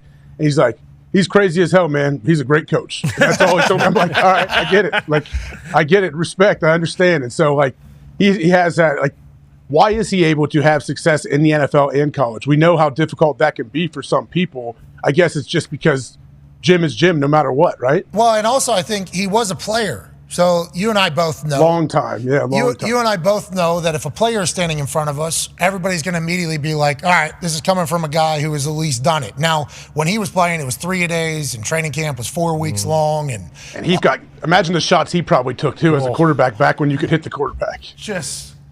They didn't have the technology yet either to put the carbon fiber on the spine or anything like that. Just taking, and how big he is. I mean, he's a lumbering fella, so he's going to take massive shots. So I think players in the NFL would naturally give him more respect. You know, I think that is a natural. It gets you in the door, I think. Obviously, you have to prove that you are knowledgeable. And, you may have – we know some ex-players that also people don't respect a whole lot that get up there and they try to mail it in. They don't really care, and they think they can half-ass the whole coaching gig. We know Harbaugh is not that guy. Bingo. No, never half-assed it in style. No. I think Harbaugh in Greek is actually never half-assed. Yeah. Never. For the whole family. Yeah, that it's gonna have. But even what you mentioned with like the drafts and how the team's built, like look at their last 3 draft picks. Like it was Quentin Johnson, wide receiver, sure. Maybe not exactly, but then they went guard Zion Johnson, and then they went tackle Rashawn Slater the year before. So like they have young talent up front, not just Herbert, and obviously they got to pay guys, and they're $40 million under the cap. But they've already talked about Khalil Mack probably gone. That's going to save a bunch of money. Eckler's gone. Keenan Allen's the one that they're like floating out there, but because of Harbaugh, why would he? And being a quarterback, he's not going to get rid of the best receiver on the team, especially an shot. underappreciated. Oh yeah, feels like Harbaugh and Keenan Allen are simpatico. Yeah, it does a little bit. It does feel like that is potentially a story that could grow well. Him and Herbert, I think, are going to get along perfectly. Yeah. What were you going to chime in with? Just his ability to connect. We talk about being able to coach and reach college kids, develop them, and do the same thing in the National Football League. I mean, look, they're football lifers, right? They grew up in a football family with their dad, Jack. That's all they know. That's all they love, and they've been in locker rooms their entire life, growing up he understands it. He has an ability to connect, and he's smart, and he can develop. Somebody just mentioned you got to earn the respect of those guys, right? So once you go in, you show them, I can help you get to, because all they care about in the National Football League, can you get me to the next contract? We want to win and all that, but individually, can you get me from this first one to the next one? And once they figure that out, that you can, okay, this guy knows what the frick he's talking about. Well, winning helps with all that. And winning certainly helps with all that. Yeah, and that leads to winning, I think, too. If you get everybody, do you win because you're happy, or are you happy because you win? I believe you win because you're happy. I believe when everybody's all in, that is when success follows, as opposed to everybody buys in after you have success. But I could be wrong, obviously. That's a whole thing. When you talk about connecting and buy-in and everybody believing, doesn't happen everywhere. No. Mm-mm. It's Vic Fangio over. No. In Miami with the Dolphins. All the reports that Paisan just couldn't connect with his defense. Drew Rosenhaus gave a statement basically during an interview. There was Omar Kelly, who has covered the Miami Dolphins for a very long time, basically said that a topic of discussion for a lot of defensive players in the McDaniel exit interviews were like, yeah, we just don't really like playing for this guy. Guy sucks. This just ain't how this is going to go. Not cool. There's been alleged situations with Jalen Ramsey has come out and been frustrated with the way he's being used or how it's happening. And seemingly he's not the only one. So I think he signed a 4-year deal to be the defense coordinator down there. It doesn't make its way into the second year, and now he's with the Eagles. And the Dolphins are allegedly looking at Brandon Staley, who, if you do recall, Jalen Ramsey was playing great football with when Staley was the DC of the Los Angeles Rams. Bubba Gumpino, did we know that this was Vic Fangio over so quickly? What happened? I had a weird feeling this was coming for some reason. I don't know why, but the whole secondary appears to have not liked Vic at all. It was nobody, not Chubb, not anybody who played D-line, linebackers. It was only the secondary who appears to have an issue. I would rather not have Brandon Staley, but let's see what happens. He was a good DC. That's why he got the head coach. Remember, he's a quarterback who's a DC. Gains through the eyes of a quarterback. Boom. So he's the perfect mix. Maybe the head coaching role just wasn't for him. Maybe Vrabel doesn't get a head coaching gig. Maybe Belichick doesn't get a head coaching gig. You know, Belichick coming down to Miami to be a DC seems a bit far-fetched. But let's shoot for the stars. Why not? We were paying Vic Fangio $10 million, so why not? Okay, so allegedly Staley, I don't know if that's been made official. That's just the internet was kind of placing him there. as the new DC. Vic Fangio does end up going to Philly in like a day. Yeah. That's like less than 12 hours. AJ, it's pretty wild to see what's taking place. A lot of turnover seemingly happening pretty quickly here around the NFL. Yeah, I wanted to ask Chuck actually. So Chuck, as a head coach, if you're doing exit interviews and you have multiple players and not guys that are scrapping for time and maybe disgruntled because they're not getting enough time, like you have legit starters coming to you and multiple guys say, hey, they don't like this guy, they don't like how they're being utilized, they don't like the scheme. What do you do? Like, have you ever been in that situation? Yeah, you have. You know, you don't have to name names. To me, AJ, it's like there's some programs that do really, really good that don't foster that kind of stuff. They want to listen to their players, okay, and they want to get idea of whatever, see what's good, what's working. You can have, that leadership group we had. Council. And it wasn't, we put that together, and it wasn't what I told them in the beginning. Like, this isn't for you guys to come in and bitch and moan and complain about, I'm not dealing with the eggs are too runny, stuff like that. Let's talk about the team. Let's talk about what we can do better to win, stuff like that. So on those exit interviews, yeah, guys have come in and they speak their mind. You're going to listen to the guys, AJ, that probably deserve, the head coach's ear, the front office, whoever, right? They've earned that. And you're going to try to filter through it. And to me personally, you're going to say, okay, can this be salvaged? Or you hear so much that, and then you go to the DC right away? Chuck, do you go to that coach right away and be like, hey, I got a lot of guys. I got a handful of guys that are saying this is not what we should be doing. And this doesn't seem like this had to be going on, and there had to be conversations. Yeah. And my point to coaches and players was, like, they're going to look for a shoulder to cry on, players will. And if they can't go to their position coach, they're going to go to another guy. And I always told those, if you get a disgruntled employee, right, and he comes to you and he starts bitching about me or he starts bitching about another one, you say, whoa, whoa, whoa. You're talking the wrong dude. This is a conversation for you and your position coach. So go in there man-to-man and shut the door and have that conversation. This isn't for me. They would come into my office, coaches, players, and I would say the same thing. I'd pump the brakes. I said, whoa, have you had a conversation with Vic? Have you sat down man-to-man with Vic and aired these feelings? And if you haven't, then you need to get up out of my office right now and go see him and try to figure it out. As somebody who almost fist fought a special teams coordinator on practice field, that is certainly an awkward situation, though, potentially going forward. But normally when it gets to this point, everybody kind of feels that way, right? Isn't it like the majority of the people? Don't you think that is kind of like people aren't just speaking up if it's just one or two people? Like, I was not going to put myself in the position that I was going to put myself in if I didn't feel like this is how every human feels. I think that has been on display here in the last couple weeks pretty publicly. I think we had to deal with it. Yes, exactly. Firsthand, and you have a conversation. Here's the expectations. Here's how we're going to do business. Yeah. Okay, we're not MFing these guys in front of their, we're going to treat them like men. We're going to have grown man conversations, tell them what's doing good, and this ain't good enough right now, and have those closed doors. And that's got to be constant. But then you have a conversation, doesn't get fixed. Then you have another one, doesn't get fixed. Then you have a third, doesn't get fixed. Okay, now it's time we got to do something. I do wonder how, because McDaniel's super pro player down there. Remember, like, hey, we're not risking anybody's injury. We're not doing anything this. High vibes, great coach. I'm not saying he's not a great coach, but he is a very pro player coach. I wonder if it was also maybe other coaches saying, like, hey, this doesn't feel like it's the right fit as well. They played good. Yeah. They were a good freaking defense, and then they lost Phillips, they lost Chubb, they lost some guys. They didn't have Jalen early. Jalen came back right after the knee. He didn't play early. Gets 2 picks in that one game, right, and starts balling. They were a top 5 defense. So Philly's pumped. Oh, yeah, jacked up. Philly is very pumped. We get an Italian in here, okay, and also a known guy. I mean, you got Sirianni, Fangio, and we know exactly what you're getting with Fangio, right? Don't you? Don't you kind of know what you're getting with Vic? Absolutely. Everybody? Like Sirianni, the Eagles, even the players, if they do a little research, know exactly and what Vic's he's not a screamer and holler.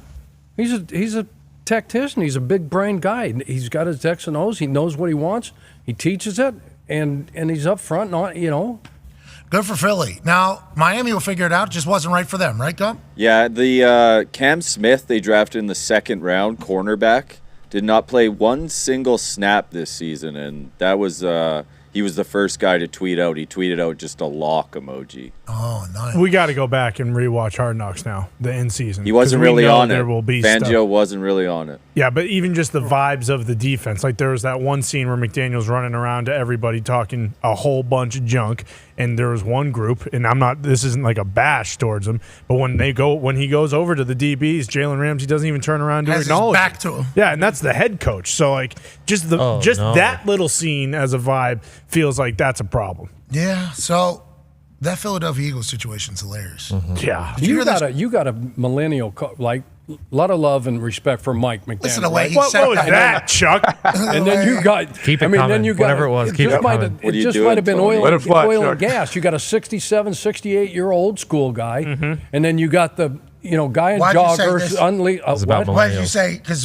is Vic taller than him, or that was just age scale? No age. This is age. Okay, because it felt like whoa. No. Yeah. And he's proven to be a really good coach, but it just might be just like. Shouldn't that be the best staff, though? Chuck, to have the best staff, to have a mixture of, hey, we got some tough, old school, hard nosed guys mixed in with the younger generation? I would want that. In theory. Smart guys, a lot smarter than me, guys that you can go to as a first time head coach. Like I was very lucky to have BA, right? A guy that's been around the block, smart as hell, all that stuff, right? Was it knock on the door? Hey, BA, you got a second? Not scared. No, you got a second? Go in and close the door and say, hey, look, this is what we got going on. What do you think? If you got a bunch of young guys never been around the block and never done anything, who are you going to go to as the head coach? You're on an island. And they're scared to death to give you the real opinion, too, Chuck, if they're young guys that just want to hold on to the And you don't want a bunch of guys just to be yes men. Well, and some guys might not know what the right answer is either. So they might be given an answer that they don't even know if it's the right answer. So having somebody who's been there, done that's good, which is like the Tom Telesco hire for the Raiders for Antonio Pierce. He's obviously been a GM a long time. He was with Bill Polian at the Indianapolis Colts. I think he was with Bill Polian at the Carolina Panthers. He was with Bill Polian at the Buffalo Bills. Obviously, they were a part of building up all three of those programs at the time into winning franchises and into those ones that every team is hoping to become. So then when he gets his opportunity with Chargers, he was there a long time, over a decade. Yeah. He was there a long time. Fired mid-season, which I think surprised all of us. Like, damn, firing a GM and a head coach mid-season. And then without even missing a year, he's the head coach within the division, or the GM in the division of the Raiders. And I think you listen to Chuck talk, and you listen to a lot of people around the NFL. The reason why they're saying they think that Davis loved him so much is like experience. Antonio Pierce, although he is a great player and is shown to be a great coach, there's going to be shit that's going to pop up. There's going to be stuff that's going to pop up, and having somebody that's been in that chair, that's been there, done that, is a good play. And then you look over at the Carolina Panthers, okay? Dan Morgan, who I'm just learning about, I love him. I love him. He's the man. He's awesome. Okay, from what I've heard, I love him. Never been a GM before. Canales, never been head coach before. He's an author, though, deep thinker. They're both very deep thinkers. We assume that they'll have success because we like to bestow optimism onto every situation, but it's like, yet again, Tepper's in a situation but he tried Frank Reich, I guess is what he was thinking. I tried experience before. It didn't work. Now I'm going brand new. I guess we never know. We have no idea if any of these hires are good right now. Schefter put out a tweet kind of updating the entire situation around the NFL. The Commanders do not have a head coach, but everybody's thinking that's Ben Johnson. Everybody's thinking the Detroit Lions, Ben Johnson's going to go over there. Bobby Slowick, offense coordinator for the Texans name, has been linked to the Commanders, but as of right now, no hiring. Seahawks, they have Dan Quinn in there for a second in-person interview. Obviously, he had great success with the Seahawks whenever he was the leader of the Legion of Boom back in the day. Atlanta Falcons have interviewed Harbaugh, Bill Belichick, Vrabel, Raheem Morris, Slowick. Bobby Slowick. They've tried everybody out. Everybody thought they were potentially going the Belichick route. Now that it's a wide open case, Schefter says, after interviewing Bill Belichick, you would assume maybe they are thinking about very much moving on from Belichick, and one of these other dudes potentially as an option. Chargers, Raiders, Patriots, Titans, Panthers, Dahn.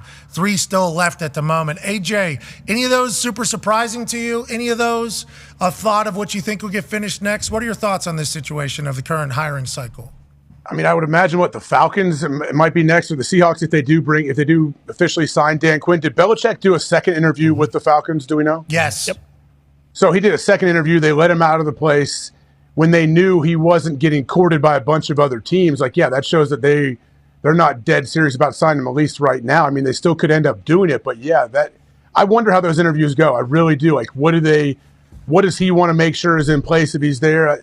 Man, I wish they filmed these things. We got to watch some of them. So Vrabel's interviewing there today, I believe. Mm-hmm. Yep.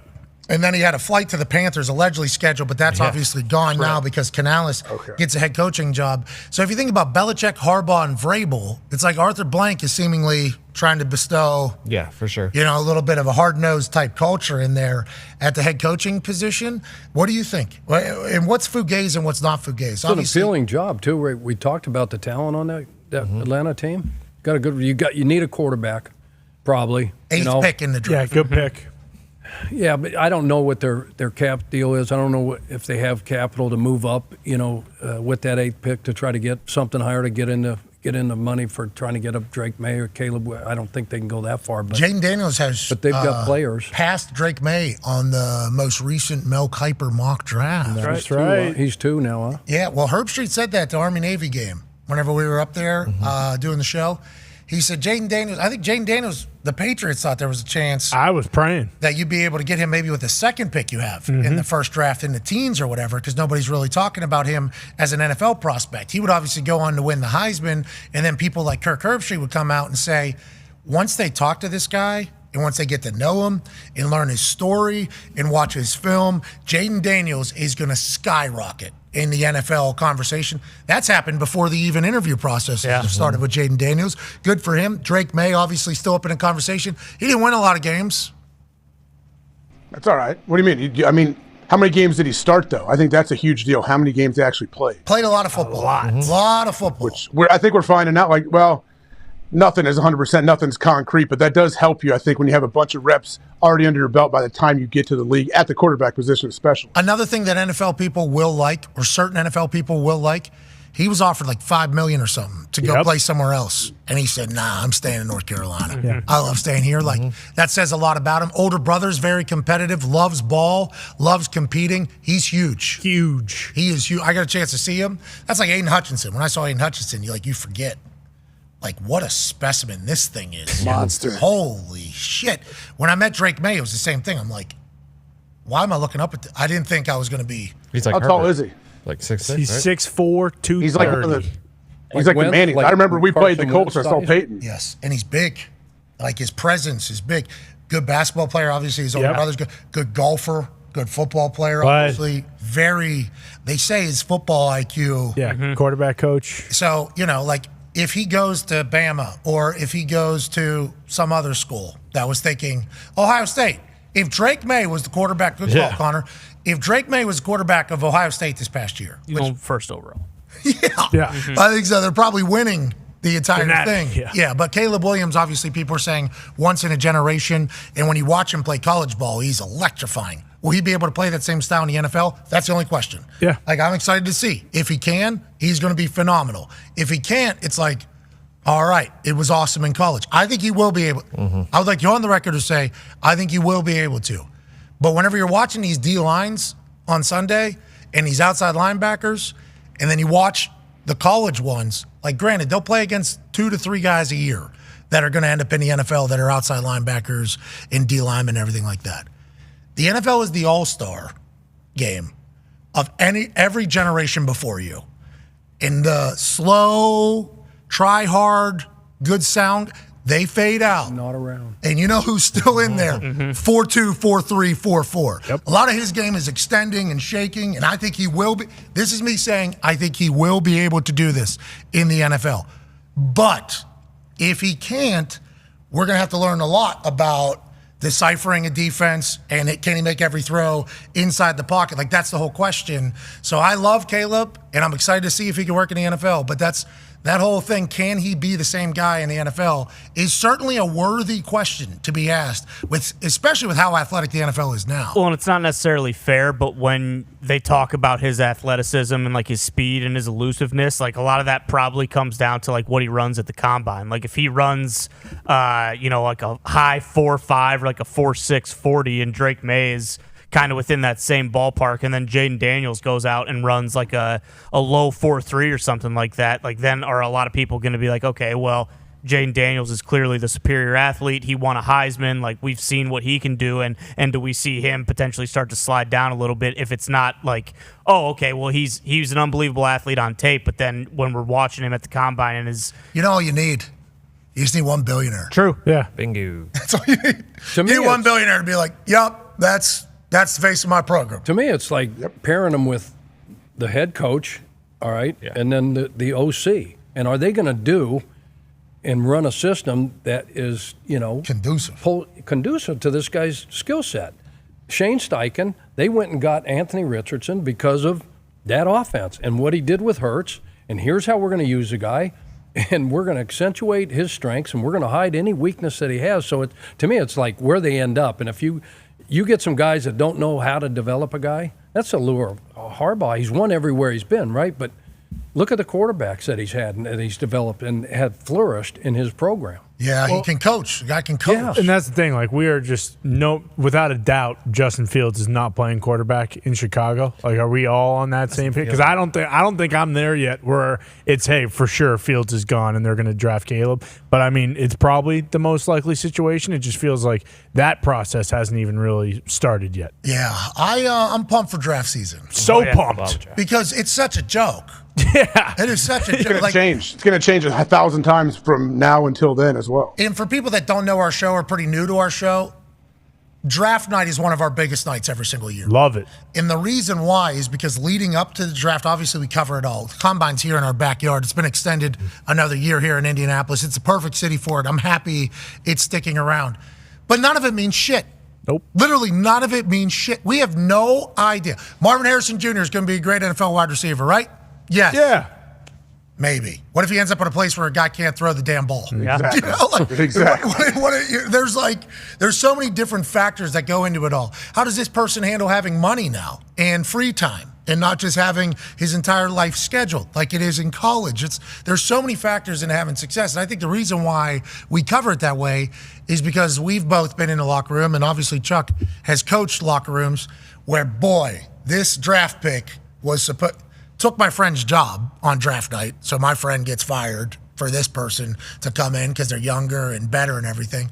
And then for one reason or another, just can't do right. Just can't adjust to the game, can't adjust to the lifestyle, can't handle it, has off-the-field stuff potentially happening. Maybe in practice, their work ethic isn't the same as what every other NFL guys. You just have no idea, and it's impossible to project what the cut of somebody's jib is in some of these interviews, which is why the draft is so awesome, because everybody's so matter-of-fact about something being great or being terrible, when really it's a craps game, AJ. It's literally a craps game.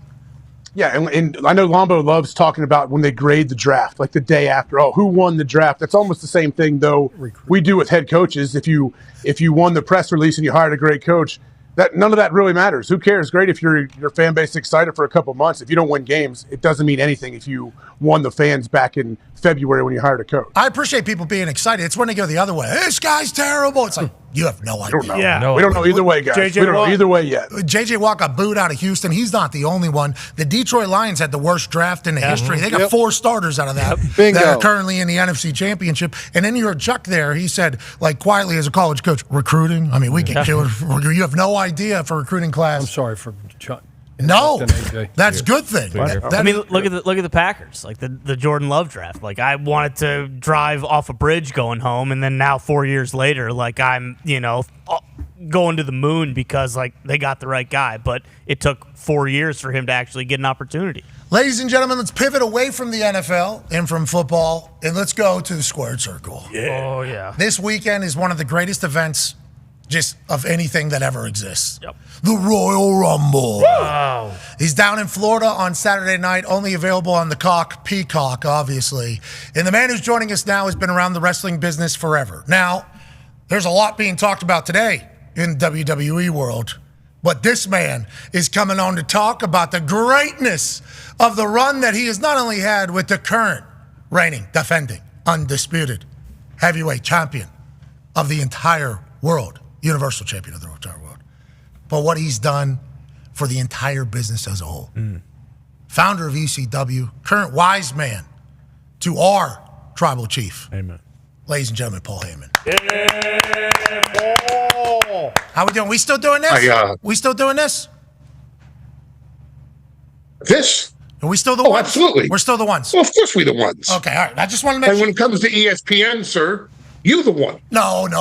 People saying a lot of different things about that there, Paul. People saying a lot. The bigger you get, Mr. McAfee, the more they're going to come after you. Let them come after you with everything they got, because what they got doesn't compare to what you got, sir. Yes, sir. That sounds from experience of a man that's been at the top for a very long time. Let's talk about being at the top.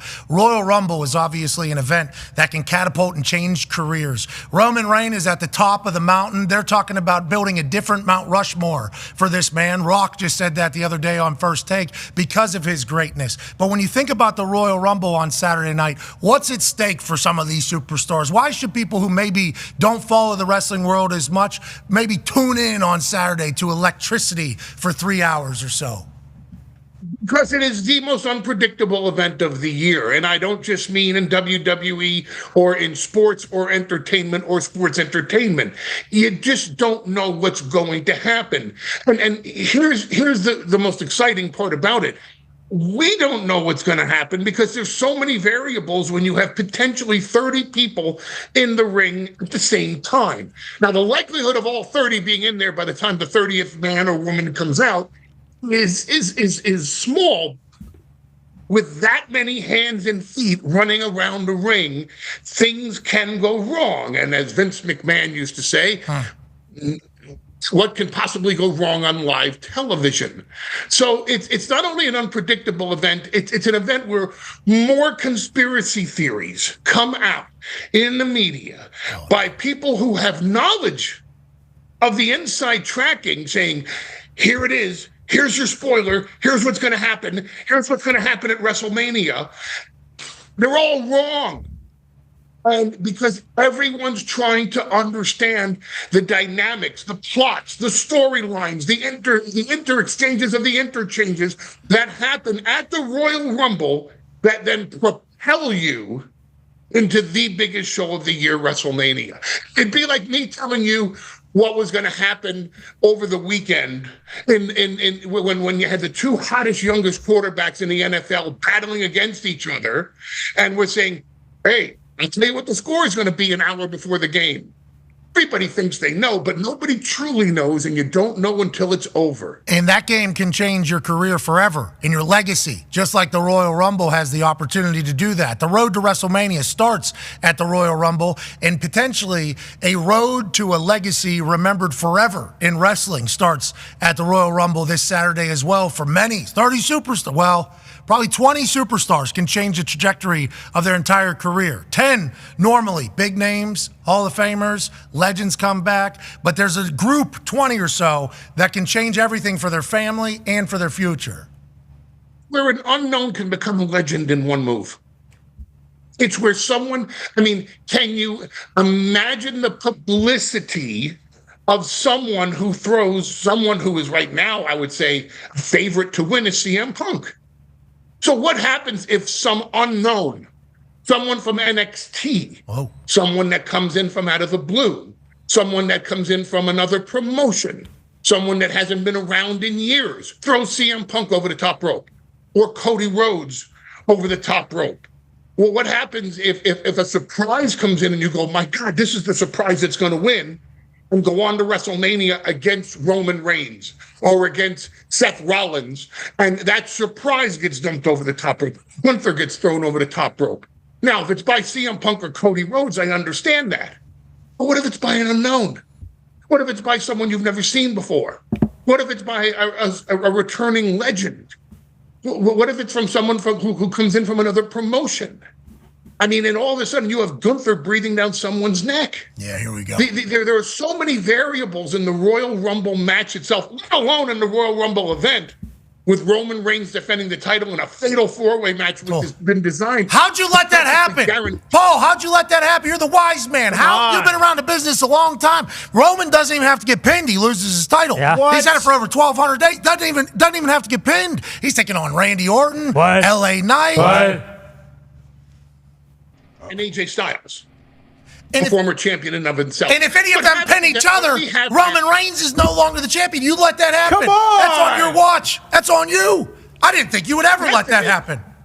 And which is why I'm not even wearing a tie today. I'm nervous as hell. I'm schwitzing all over the place around here.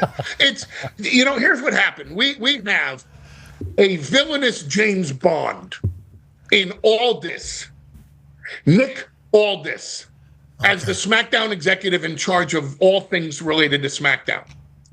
And he is as corrupt an official as I've ever seen in any sport. Disgusting. Any form of sport. I'm sorry? It's disgusting, I bet. I can't take corruption up there, especially at the...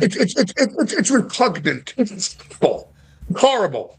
So this Aldis, Nick Aldis guy, who should be a James Bond villain, wants to play a villainous James Bond. And he likes his little surreptitious, his little devices that he likes to fire back at us. And so far, he's a worthy adversary. And he's been coming at us like, I don't know, if David Stern had a real bug up his ass against somebody, he could make their life miserable. Yeah, rest in peace. What the guy's been doing to us. Yeah. And he has a real problem with the tribal chief, Roman Reigns. What about Roman Reigns, though, is, and you know this better than anybody. Yeah. You're only as great as the opponents you put down. And the challengers that come after you. And the last time we were in a situation like this, Roman Reigns had to defend the title on WrestleMania against both Daniel Bryan and Edge, two Hall of Famers. What did Roman Reigns do? He stacked them. Smashed them, stacked them, and I forget what the bottom one was, but it was a great shirt. It was great. It was one of the greatest shirts of all time. Yeah, racked them. Yeah, there it is. That was it. Smashed them, stacked them, racked them. That was the end of it. Stacked them. That was it. The most declaratively definitive finish in the history of a WrestleMania title match. Now, I'm not suggesting that Roman Reigns is going to stack AJ Styles, LA Knight, yeah, and Randy Orton. But I'm also not suggesting that he's not capable of doing it. Okay, so that might be the game plan. You might be giving away the strategy here. Be giving away strategy, wise man. You lost a tie. You let him get into this match. Now you're potentially giving away the game plan. You know what I mean? That's not good, Paul. Don't love it. AJ has a question for you. Paul, I know you said, I don't know if you're giving breathing air to like the conspiracies of people out there, but I wonder, have any of those conspiracies ever been somewhat correct where people did guess possible surprises or anything? And also, is there a chance Bob Backlund may run out in the Rumble? We see him knee walking in. Okay. Backlund? Well, Bob Backlund's like 145 years old, number one. He's in great shape. He's in better shape than 75% of the roster because he's that freaking crazy. Yeah. When it comes to his training. Valid. Those amateur wrestlers, they just don't know when to stop. Yeah. I would hope that Bob Backlund's not in the Royal Rumble because, God forbid, he wins. And then poor Seth Rollins would have to defend his title against Backlund because we'd have to pull some legal maneuver to get out of that. And not because Roman Reigns is afraid of Bob Backlund, but there's just no box office in it. Yeah, no money. Yeah. As for conspiracy theories being correct, well, Mr. McAfee was accused of a conspiracy theory a few weeks ago that I bet you is correct. Joe Rogan has been accused of conspiracy theories that I'm sure are correct. I mean, not about, the no man on the moon, but there's a lot of things that Rogan has laid out there that probably are correct. Oh, whoa, Paul, whoa! Which ones? USA. We got somebody on the moon, yeah, for sure. In 79, I've been accused in my time of a few conspiracy theories, and maybe one or two of the 10,000 I've laid out there have been correct. Yeah, of course. So, listen, if you play a guessing game, at some point you're going to be right.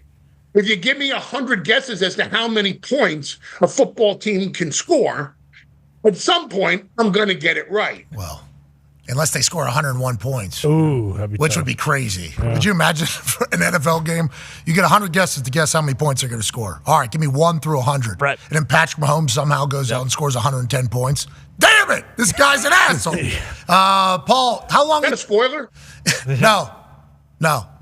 No, it's just a prediction. Hey, how many years you been in the wrestling business? God. I broke in at 15 as a photographer in 1980. Yeah, but you weren't really a photographer, right? You used the photography to get into the room, right? And that you hustled your way into the room.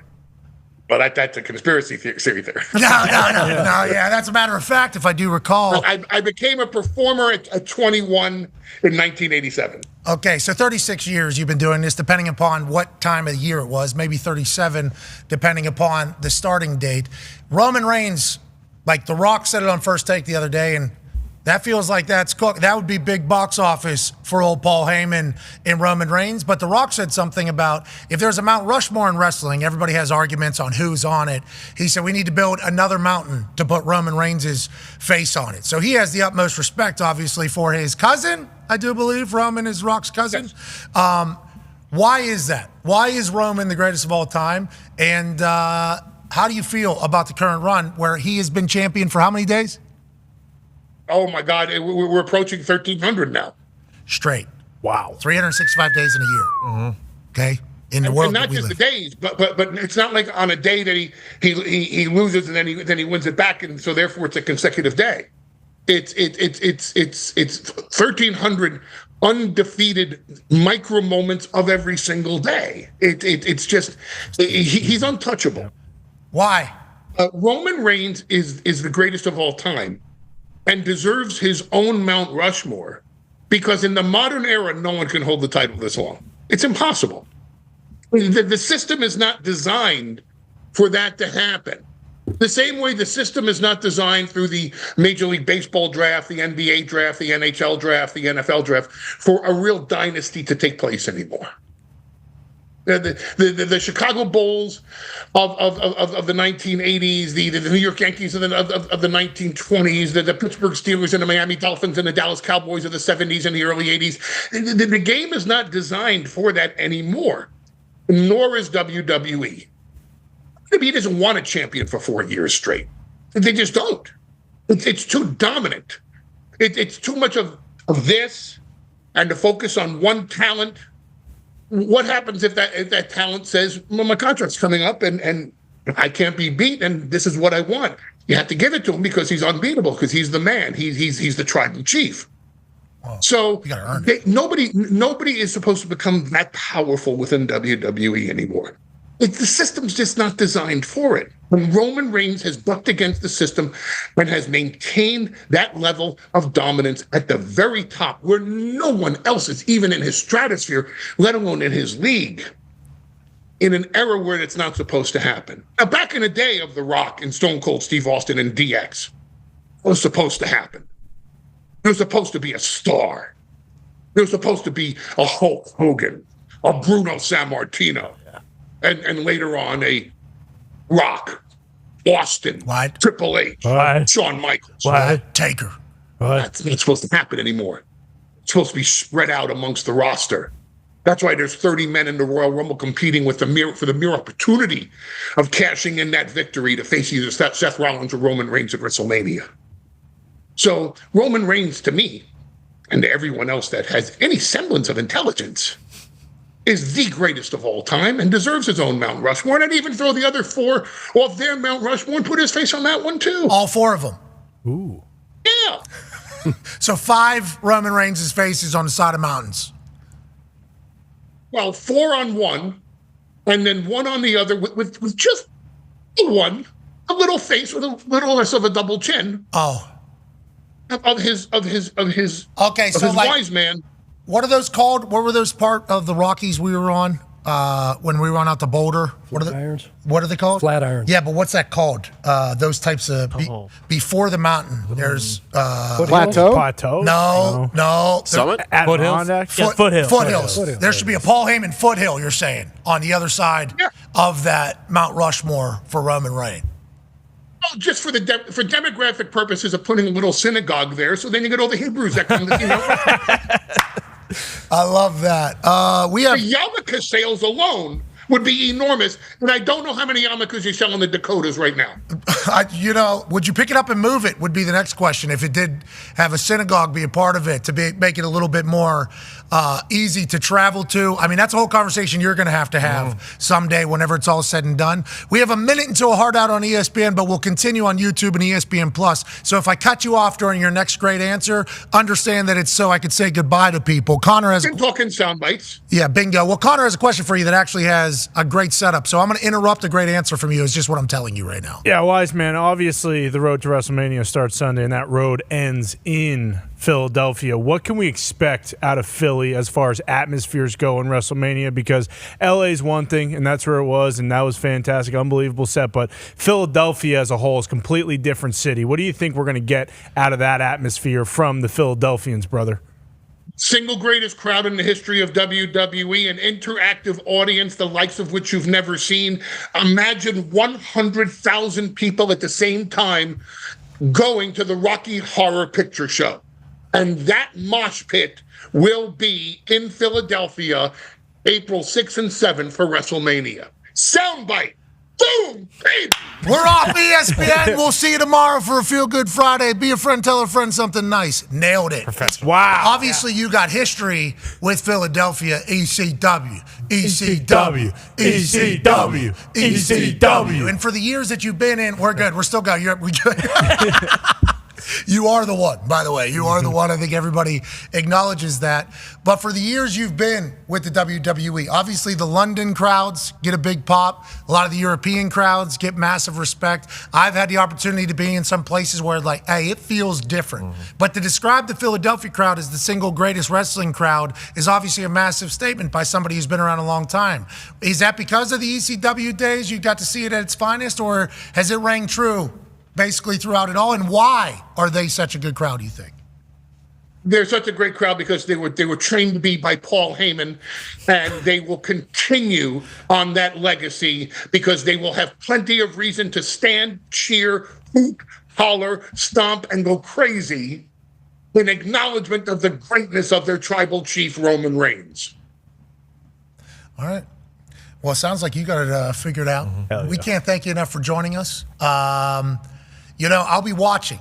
And one of the things that is difficult to do is to focus on what's going on in the ring when your foothill ass is on the side of the on the side there.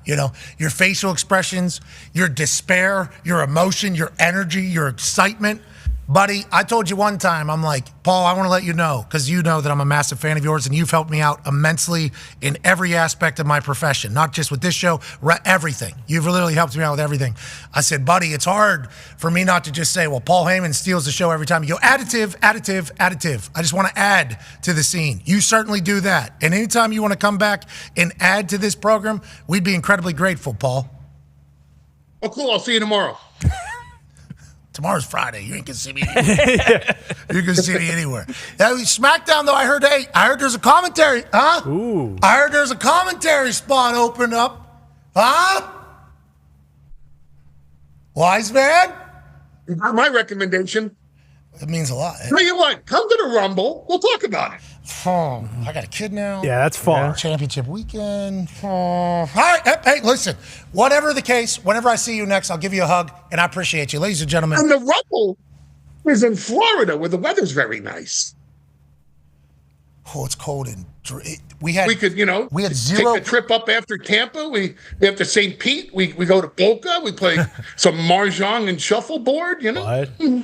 Get with the Italians, do the little highlight gambling down there in South Florida. I mean, we can really do the full experience. I want to let you know, Paul, 0% visibility this morning in Indiana with the fog. 0% visibility with the fog. It was a fucking movie. Tribal Chief and I will send a jet. Yeah. Thank you. Okay. Ladies and gentlemen, Paul Heyman. Thank you, wise man. He's hilarious. The best. So whenever I was going through my different runs and stuff with the WWE or whatever was happening, he would just like slowly walk up next to me and then just drop like the greatest sage advice of all time, pat on the back, and then just kind of walk away. And I'm like, okay, holy shit. Yes, that makes a lot of sense whenever you say it like that. So like there was, with with me talking, a lot of people just kind of say, hey, do it. Just do whatever the fuck you want. That's pretty much what it said. We don't know how to tell Pat McAfee how to talk like Pat McAfee. So just do whatever you want. And I'm like, okay, cool. That's very nice that people say that and have the amount of trust and respect. But every once in a while, I would be like, can I get a little bit of something? Can I get like an assistance, in something or anything like that? And a lot of people, I think they're like, we don't want to fuck it up. Like, hey, we don't want to, and they get like kind of into. I think we talked to Nick Khan the other day. Nick Khan and I, great relationship, obviously, in the way we communicate with each other. But Paul would always just kind of walk over and go, have you thought? And then would say something. I'm like, oh, fucking genius. Yes. You're right. Thank you for that. And then we keep it moving. And I asked him one time, like, why he did that. And he paid me, like, a massive compliment and was, like, so sincere and, like, shook my hand. And I remember, like, the little kid in me that was watching ECW back in the day. And then seeing the way he's done it all. And it's, like, massive respect for that man. He's box office is over billions of dollars with him being the manager. It's Legend. like, the guy has been there, done whole that. life. His whole life, right? He broke in when he was 15. He's been there ever since, hasn't he? Yeah, we had the photo of one of the first times he was photographed in a wrestling magazine, because back in the day, dirt sheets in the magazines were kind of how you covered everything. He's obviously talking to Andy Kaufman there whenever he was breaking it all in. But he lied about being a photographer, and he said he was like 19, 20 years old, too. And he was in New York City. Hilarious. So he just had a camera. He's like, oh, I'm covering for something. He was not. And then he gets in there, and then he just kind of warmed up to people. And then he found himself in the writer's room, and then he found himself pitching ideas. And then by the time he was 21, it was like, here we go. He's already had 8 years of experience or 6 years of experience at the highest of levels pretty much. And that was back when it was territorial. So like you're learning not only how New York does it, but how the South does it, how Texas does it, how the West, like he's literally lived it. We talk about Harbaugh family, how the dad was a D2 national champion coach. Western Kentucky. And like they have just kind of been in football their whole life. That's what Heyman is. So I'm thankful he made the time. And the Royal Rumble is worth the watch. Oh, it's going to be awesome. No matter how old you are, some superstar that you fell in love with whenever you were either a kid or watching is going to show up. Yep. And then everybody's I get it. Watch it. Yeah. Yeah, it's good. It's fun. Yeah. Premium live event.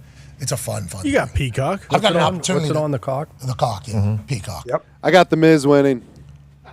Wrong. You're wrong. Let's FaceTime the Miz and see. Could you imagine terribly the ticket price for that Philly WrestleMania? If it was Rock Roman? Oh, baby. I mean, not as much as this weekend's games, but that's fine because if you use the #1 ticketing app on planet Earth and the moon. Okay, SeatGeek. Boom. Hey, that's a great call right there. Right now, PMS Playoffs, code PMS Playoffs gets you 15% off playoff tickets up to $50 at SeatGeek, the #1 ticketing app. It's unbelievable. It's something you should definitely look into. If you don't listen, they rate all the tickets 1 to 10, red, green, yellow. It's the best. Go to SeatGeek. And obviously they're the ticker presenter, so they like being on top of all the good news. That's right. And that's because they're a good company. They are a ticketing company that survived the world event stoppage for 2 years. The reason why is because they're a fantastic company. We're one of their first partners, I think, and they were our first partner. Been with us since the very beginning here, 2017-ish, and they've only gotten better. Tech's only gotten better. The deals have only got. This one's interesting. 15% off, up to $50. Bingo. But you're not going to get any ticket. That 15% is going to be less than 50. I saw this weekend's games are absurdly. So they should have just said 50 bucks off. Yeah. That's what they should have said. They had to preface it before the real games, these high money games started. Yeah, but I think every playoff game probably this year, if I had to guess, unless you're just getting one ticket, maybe? No, you're not getting into any playoff game for. But they had to cover their ass. For sure. Yeah, just in case there was some like $20 behind a pole or something. Yeah, can't see it. Yeah, low vis. Yep. Shout out to SeatGeek. We appreciate you, SeatGeek. Appreciate Paul as well. I've got to call the Royal Rumble. Yeah. It was so much fun. Yeah. Life's much different now. Last year. That was Wee Man? That was WrestleMania. 2 years No, ago. but he did. He came out in Johnny Knoxville came out. Yeah. Yep. Yeah. He was there. Johnny Knoxville came out. He was wearing a cape, I think. Yep. Yeah. St. Louis, right? Yeah. It was San very Antonio. cold. Yeah. San Antonio. The Rumble? I think the Rumble was in St. so. Louis. I think. Yeah, it was. No, then that was another one. I thought that was the Rumble. 2 years ago. Where did you guys go to the boozy brunch? St. Louis. St. Louis. And was that the Rumble? That was 2 years ago. Last year was San Antonio. In the Alamo. Bingo. it was because, I literally, like day before, was asked, hey, do you want to come commentate Royal Rumble? Like, you're right. I remember now. Absolutely do. And then there was plane issues. Yep. Where I almost didn't make it. And then I literally landed 14 or 15 minutes before show starts. Yep. In plane, car, right to Gorilla, seemingly 500,000 people. Just immediately, I was like, God damn. Like, it was a wild, welcome back to the WWE. It was so, I don't think anybody knew that particular time other than like 2 people. No, nobody did. Michael Cole, I think, didn't even have a clue. The people down ringside are like, they had to grab a chair. They're like, hey, welcome back. We had no fucking idea you were going to be here. So I've been lucky to be a part of a couple Royal Rumbles. It is electrifying. Obviously, I've watched since I'm a little kid. This is the one. Yeah. If you're not like a full-time wrestling fan, this is the one that'll really captivate you. Excited to see Hulkster win this one. It is down there near Tampa. Is it in St. Peter's? St. Pete, yeah. I heard he's coming out first and lasting the entire time. Got karaoke at his bar like every Monday night I hear him talk about. Brother. All right, let's get to a break. We'll wrap up this gorgeous Big Coach Thursday. Chuck Pagano's a weapon for us today. Yeah, need this. We got a lot to talk about here. You know, Tom Brady chatted about how to beat Patrick Mahomes on his Let's Go podcast with Jim Gray. That didn't sound like your voice. That's kind of how Jim Gray talks on the podcast. He calls him Tommy, too. I like that. Oh, it's the best. Their relationship is so tight. Unbelievable. Sirianni stuff. Sean Smith, the ref. That's going to be Chiefs-Ravens. Whoa! Uh-oh. Shawnee. The internet, yet again, strikes with a narrative that might not be real. Vinovich got the Super Bowl, right? Oh, yeah. Yeah, he did. Number 3. Is that his third? I think it's his third. That's a big deal, right? They wear that as a badge of honor. Oh, my God. But also that the worst TV review guy, the first ever guy, he had a Super Bowl. Bald-headed guy. What's his name? Mike Carey? Mike. Yep. Mm-hmm. He had a Super Bowl. He did. And he's like, he's a clown. I don't think anybody says, hey, good ref. You know, so certainly matters more now than it did back in the day. But congrats to Bill. We love Bill. Hey, Bill. What's that? You would know, I guess. Now, we'll talk to you about it.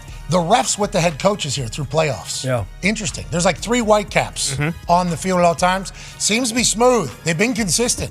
I think that's all anybody's asking for, and they're letting the boys play. Yes. You see how easy these things held the flow?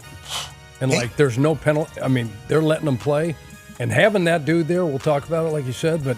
Okay, let's talk about this. All right, good conversation. Good tease. Be a friend, tell a friend something nice. It might change their life. Take 5.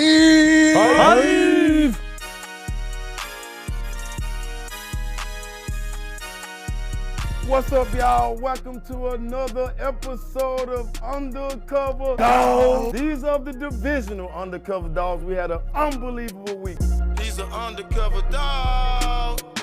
He's an undercover dog for sure. My first undercover dog is Dre Greenlaw. Led the teams in tackles, had 8 tackles, 2 interceptions, and called the second interception out. Picking the playoff. Damn.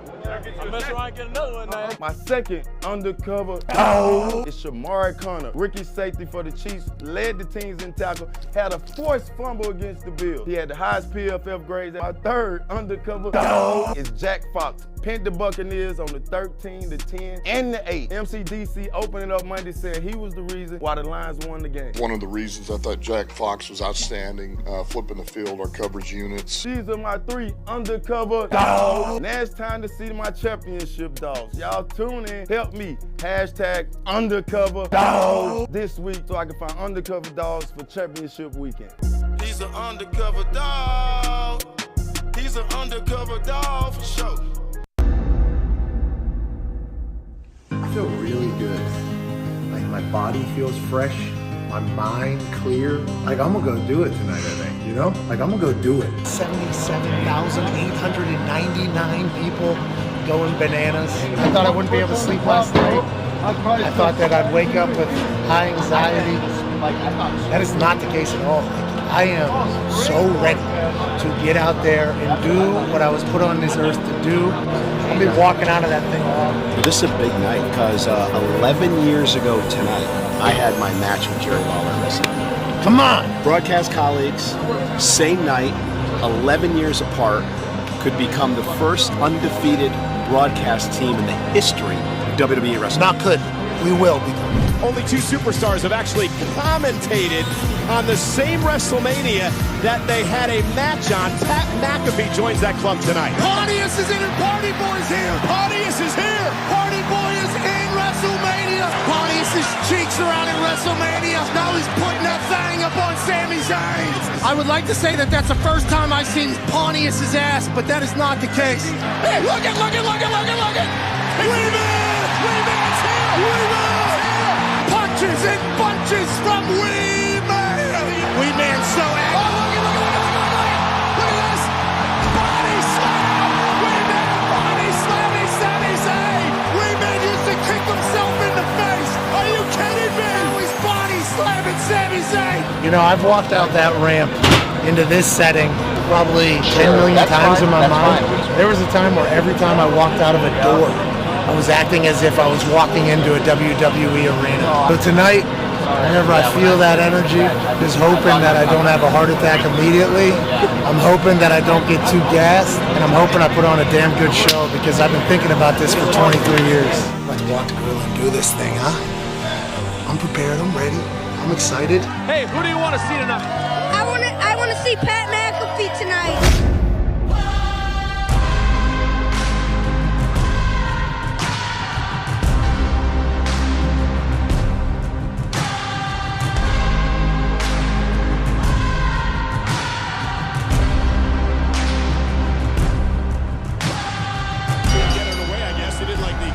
Showboat, he looked Pat McAfee with a right hand to Theory, and Theory stunned early. And now McAfee up over the top. McAfee with a spinning elbow. Moment. Theory's in trouble. Hurricane up here. And McAfee driving Theory right into the announce table. Theory bouncing off the announce table, and Pat McAfee's beating the hell out of Austin Theory. Kim and Sally McAfee watching their kid beat the hell out of a douchebag. You remember this? Oh, a little payback from Friday night. Get him, Pat! Only Pat's good.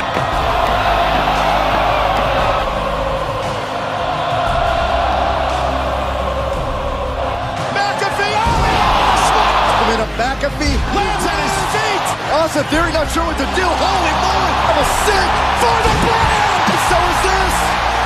Superplex! The finishing maneuver. The A-Town down for Austin Theory. He hits this, it's over. McAfee rolls him up, shoulders are down. Does he have him? He does!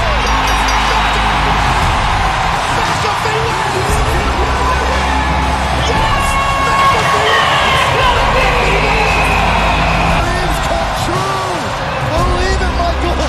Your broadcast partner has earned himself a WrestleMania moment. I can't believe it!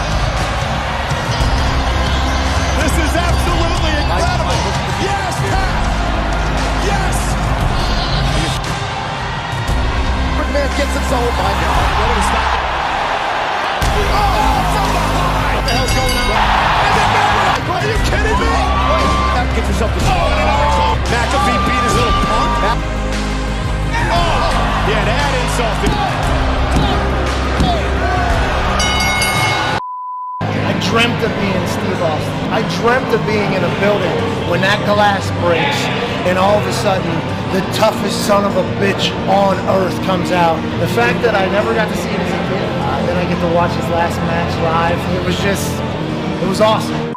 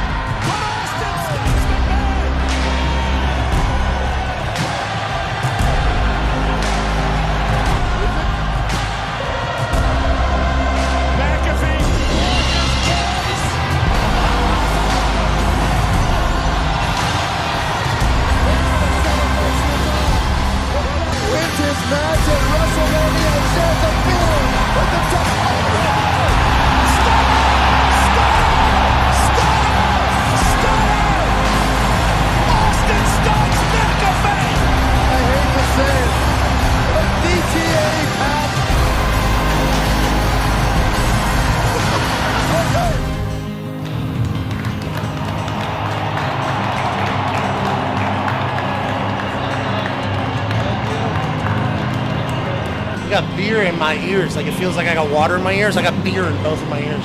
But I just had the incredible opportunity and honor to chug beers with Stone Cold Steve Austin. Have a WrestleMania match that Vince McMahon was a part of. I'm living on cloud 50 right now, dude. This is sweet. What a day, what a dream, what a life. Now I'm gonna have a couple more Steve Weisers. What? Maybe a little whiskey. What? Maybe some carbs, because I've been ketoing for 4 weeks. What? Hey, fucking dude.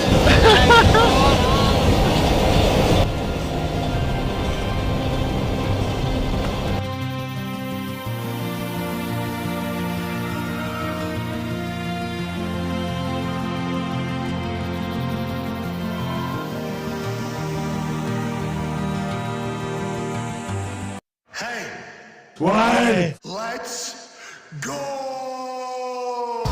This show stinks, and the fact that you listen, we are very, very thankful for. Ah! The all-time leading tackler for the Green Bay Packers, you pig! Damn it! Be a friend, tell a friend something nice could change their life. Sport! Hello, beautiful people, and welcome back to our humble abode, the Thunderdome, on this Big Coach Thursday, January 25th, 2024. Hour 3 of the program starts now. Football is beautiful. Football is wonderful. Football has its championship weekend just 2 days from now. Now, both games will be on Sunday, but championship weekend is a big one this weekend because the Royal Rumble is on Saturday night. Got a chance to chat with Paul Heyman. WWE is in the news right now. People we know are in the news right now. And boy, I think we are all, I don't even know the proper adjective to describe. Taken aback. Just during a break right there, I was reading some things, and holy shit, that is obviously incredibly serious, wild, insane, and I didn't know. I knew that there was a story that came out before we introduced Paul Heyman onto the program, but I just got to read. Holy hell, what's going on over there? Now, obviously, right now in the WWE, there's a transition into new, but that is something where, I mean, that's,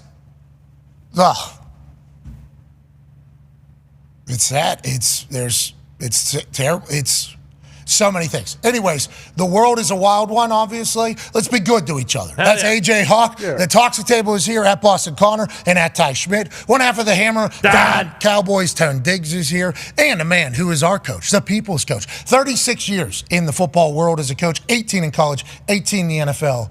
Chuck Pagano. Coach. Now, Chuck, we got a chance to talk about a few things today already with you. Jim Harbaugh going to the Chargers. Fangio over down there in Miami. What's going on in Carolina? Have you had an opportunity, because I know you do follow along on the day-to-day, to see all the Brock Purdy stuff, Chuck? Have you seen all the Brock Purdy stuff that's been taking place? A little bit of it. Guy in his second year, 2 NFC championships, obviously last pick of the draft. The guy getting into the building was just a dream. Making the team was obviously a hope. Sticking around week to week was just something that he was working his ass off for. Now he's led the team to 2 straight NFC championships. And some people just, can't see how this is a good quarterback. This is a basic-ass, bland dude that is lucky to be in a system. Now, other quarterbacks have been in the same system and have not performed anywhere near as great as he has. There was a guy picked number 3 overall, had no capability at all of doing what he is able to do. And in his second year, he's had massive, massive success. A man who used to work at ESPN, who we have massive respect for, also close ties to the Niners and the quarterback position, spoke on the matter. And this is what Steve Young had to say about Brock Purdy to Adam Schefter.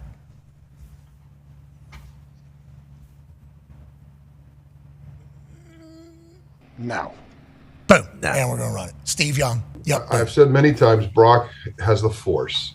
And if you love the Star Wars, you know what I'm talking about. And like Luke Skywalker, like it's something he has that you can't explain. And what it is in football terms is the ability to get a football play, have studied and memorized every aspect of it, all of the tendencies of the defense that you're now going to play, and then can run that play and literally get the most out of it and figure out and decipher through the play who's going to be the one that should get the ball. Like Indiana Jones, go through the mystery of the 4 sections of 2.5 seconds that you have to decide, and then find that person that's actually should have the ball, and then deliver it to them, and then do it over and over and over again to where you're unstoppable.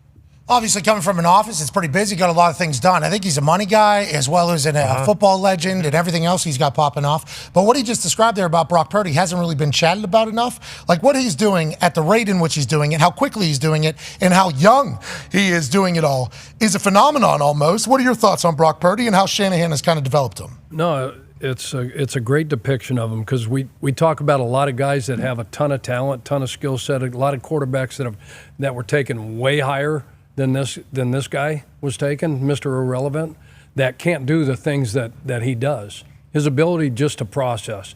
You know the length of those plays that Steve's talking about. We got to put them on wristbands. You see those play sheets, right? You can't call all those plays in 5 games. We have that Sims video, remember, from training camp, where Gruden's giving them Spire to wide banana. They have to memorize every one of those calls and then regurgitate. Kyle's telling them in his ear that play call. It's in whatever that verbiage is, whether it's digits, words, this, that, or the other. All the motions and shifts. You know how complicated that offense is, right? With the pre-snap shifts and motions, handling all that, knowing why it's being called because he's big brain. Okay, it's called in this situation because we're expecting this coverage. And then he snaps the ball. Okay, it is that coverage. If it's not, I diagnose. Okay, it was supposed to be 3, but they went split safety, middle's open. And then the anticipatory throws, the accuracy of this kid. And then the calmness and poise in the pocket. Second year. 2 NFC championships. Who's done that? Well, Patrick Mahomes gone to 6 straight. Yep. Okay. Tom Brady's went to 9 straight. Mahomes had a year too. Yeah, behind Alex Smith. I think Ben went to his first 2 seasons, went to the AFC Championship. But not, I mean, we're talking about we're talking about Hall of Famers. Yeah, that's all we're talking about is Mount Rushmore type players. And I think that obviously this week, because it is championship week, there's only 4 teams left. And obviously I did I'm done with the Brock Purdy slander thing. But it's real. Like I obviously believe that Brock Purdy has a lot of support behind him. But for one reason or another, there's just a crew that decides, he hasn't done enough for me yet, which I respect and appreciate if you're that hard of a judge of talent. But to fully comprehend what he's doing at this level, I think you can't help but say, damn, this dude might go down in the history books, AJ. Yeah, I think I before you even started playing the Steve Young video, I thought of that, thinking that he kind of accurately describes what that is. And the whole Star Wars situation, I get lost a little bit in all of that. I don't know the ins and outs of Star Wars. May the 4th be with you. Boom. There we go. Yes, the 2 to 3 seconds. The thing that he said, the 2 to 3 seconds, he deciphers where does this ball go, what's the defense doing, here we go, and then the ability to deliver it. That's what I think is so crazy, that we see guys with crazy arm talent, crazy athletic ability, but if you can't do that, if you can't go through your progressions in a quick manner and do it consistently, you don't have a chance in the NFL. That's like whenever Dan Orlovsky, who we're big fans of, and obviously he is a man who knows football, does a lot of research. He has to take hacks at everything. That is his job. They call for it. They ask him to do that. But he said, you put Mac Jones in that offense, he'll be able to do the same thing. Who says? Who says that's accurate?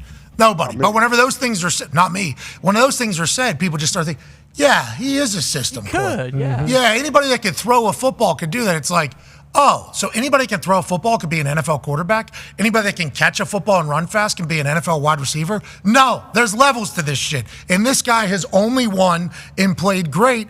It's time that we say what we're witnessing is historic almost out of this. Obviously, last pick of the draft, but as a young guy doing this entire thing. It's almost like thinking about it now that people's opinions on Jimmy G is kind of creeping in. Like, I think everyone is unanimous in the fact that they don't think Jimmy G is that good of a quarterback and that he stinks. And since they went to a Super Bowl with that same team, people are kind of pissed that Brock Purdy is doing the Jimmy G thing, but people want to bury Brock Purdy instead of kind of lift him up. And maybe that's just us talking about it and thinking about it over and over again. But honestly, maybe that is a reason, because everyone's out on Jimmy G. Like, there's no chance he's a starter in the NFL next year. And, you know, who knows what that situation holds. But maybe that is why, in part of it, because of Jimmy G, and now it's Brock Purdy instead. Jimmy G led this offense. Matt Ryan led this offense. Brock Purdy's leading it better than both of them. And Matt Ryan won an MVP one of the years in which he led this offense. Brock Purdy's doing better than Matt Ryan did that year. Matt Ryan, phenomenal quarterback for a lot of years down there in Atlanta, obviously. We all agree with that. Now with the Colts, I don't know what the hell happened. That was a disaster. That was just, they made him play with ankle weights. It wasn't fair, but for some reason. He was old. His line stunk. Yeah, but same line started being really good as soon as he left. Yeah, so you can probably But also there was little cultural issues going on. Yeah, exactly. There's people gambling against his The head guy, he didn't do too well after Indianapolis. No, he didn't. But Matt Ryan had great years. Stud. Okay, under the Shanahan offense. The Shanahan offense has had success all over the place. You can kind of look around the NFL and see who's having success with the Shanahan style offense. But what Brock Purdy's doing does not mean that because the style is a good one, that diminishes what he's been able to accomplish. I love him. I love everything about him. And I like the fact that people are killing him. I think that's only going to help a guy like Brock Purdy, especially as an Iowa State Cyclone, which is obviously the premier team in Iowa, especially whenever him and Breece Hall are there. Amen. Absolutely not, because he actually never beat Iowa. So, that kind of debunks that right away. But that's neither here nor there because he's playing great. And I actually do love Brock Purdy. But it's interesting because the thing with Jimmy G, when he was there, it was always like, hey, when this guy's healthy, all he does is win. They never really said anything about, granted, there was a little bit of like he excels in Shanahan's system, but no one's saying that about Brock Purdy. Like, hey, despite all of this, like all he does is win. He has looked way better under Shanahan than Jimmy G ever did, numbers-wise and all that kind of stuff. And it is. It's just we've said it a 1,000 times, but it's because he's not super boisterous in the media. He's kind of, he comes in wearing just like an Old Navy T-shirt and jeans. Like he kind of just... he went to Iowa State. He's from Arizona, right? But he went to Iowa State. Like, he's not flashy, and people, for whatever reason, if you have a bad game, they're going to jump all over that and be like, hey, this guy sucks. The numbers are way better with Brock than Jimmy G. And the thing with Jimmy G was always, just wait. He's going to make a mistake. It's coming. Brock, on the other hand, if he's not playing well, he has shown already that he is going to play really well in the fourth quarter on a final drive that matters. He has done that many, many times. Even in the loss, like to the Browns, where he wasn't playing great, he still marched them down on that last drive. When he wasn't playing great last week against the Packers, he marched them down on the last drive. He's there when he needs to be there. Yep, big-time player makes big-time plays in big-time games and moments. And if without Debo, the stats are a little bit different. Debo, though, was seen walking on his sideline, full field, jogging a little bit, had a ball in his hand. Okay. Did they say they did not see any noticeable injury? Like he looked good, right? So it's his shoulder, so I don't know about how much they could really see, unless he was doing jumping jacks and both hands were equally... Going through he wasn't going through the blaster, trying to get the ball out? Holding on to ball security, working on it. He's a big piece of it. And George Kittle told us, hey, this last game plan that we just had, I thought Debo was going to score 3 touchdowns. Yep. That's what he said going into the game. It's like, okay, Debo is going to eat in this particular game. Debo gets hurt early. They have to adjust completely. Might have been the reason why they weren't playing their best football. Brock obviously had to battle with the rain a little bit, had the glove, didn't have the glove.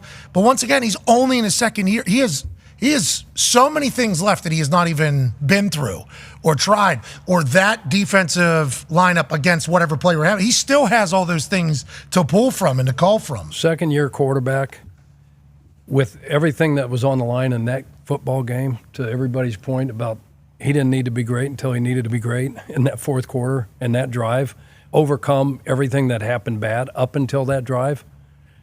For as young as he is, the poise and the composure that he has and the faith that think about Kyle. They knew they had something, right? Otherwise, we'd never see this kid, first of all. And then let's give Kyle and that offense and the staff and what he's done with him. And obviously, they're unbelievable teachers. They have a way of getting to these guys and getting them to see these things, and you have to be able to process and comprehend and all that stuff. But then Bobby Slowick is one of his guys, right? Oh, CJ. Right. And then he goes down. He's never called plays, right? So he calls plays his first year for Houston, and he's got a rookie quarterback, right? And all of a sudden, this guy's the best to ever do it as a rookie in the National Football League, with Slowick in his ear running the thing, and he's never done it. So. There's something good going on over there, right? Yeah, I'd say, but we got to nitpick on something. Now, let's go to the other team in that particular game. That quarterback's been drugged through the mud numerous times. I'm excited to actually hear Goff and Purdy's pregame conversation because it seemingly mic'd up everybody nowadays, which is great for us as fans. NFL Films has a mic everywhere. Purdy and Goff can probably have some good convos about, have you heard? Did you see? Now, granted, they got their blinders on. Jared Goff at a press conference the other day, both gets complimented and shit on in the same moment, and the way he handles it is beautiful. This Detroit Jared Goff has been storybook and been awesome to watch unfold. You guys got a lot of really good players, obviously, but maybe not. Oh, thank you. I said thank you. You're welcome. Maybe not viewed, though, as the superstars like the 49ers have. All right, never mind. Okay. Backhand the compliment. Awesome. But I mean, guys like St. Brown and giving you. Yep. St. Brown was first team All-Pro, so. Right. So was Panay. Superstar. Sorry, continue. I'm sorry.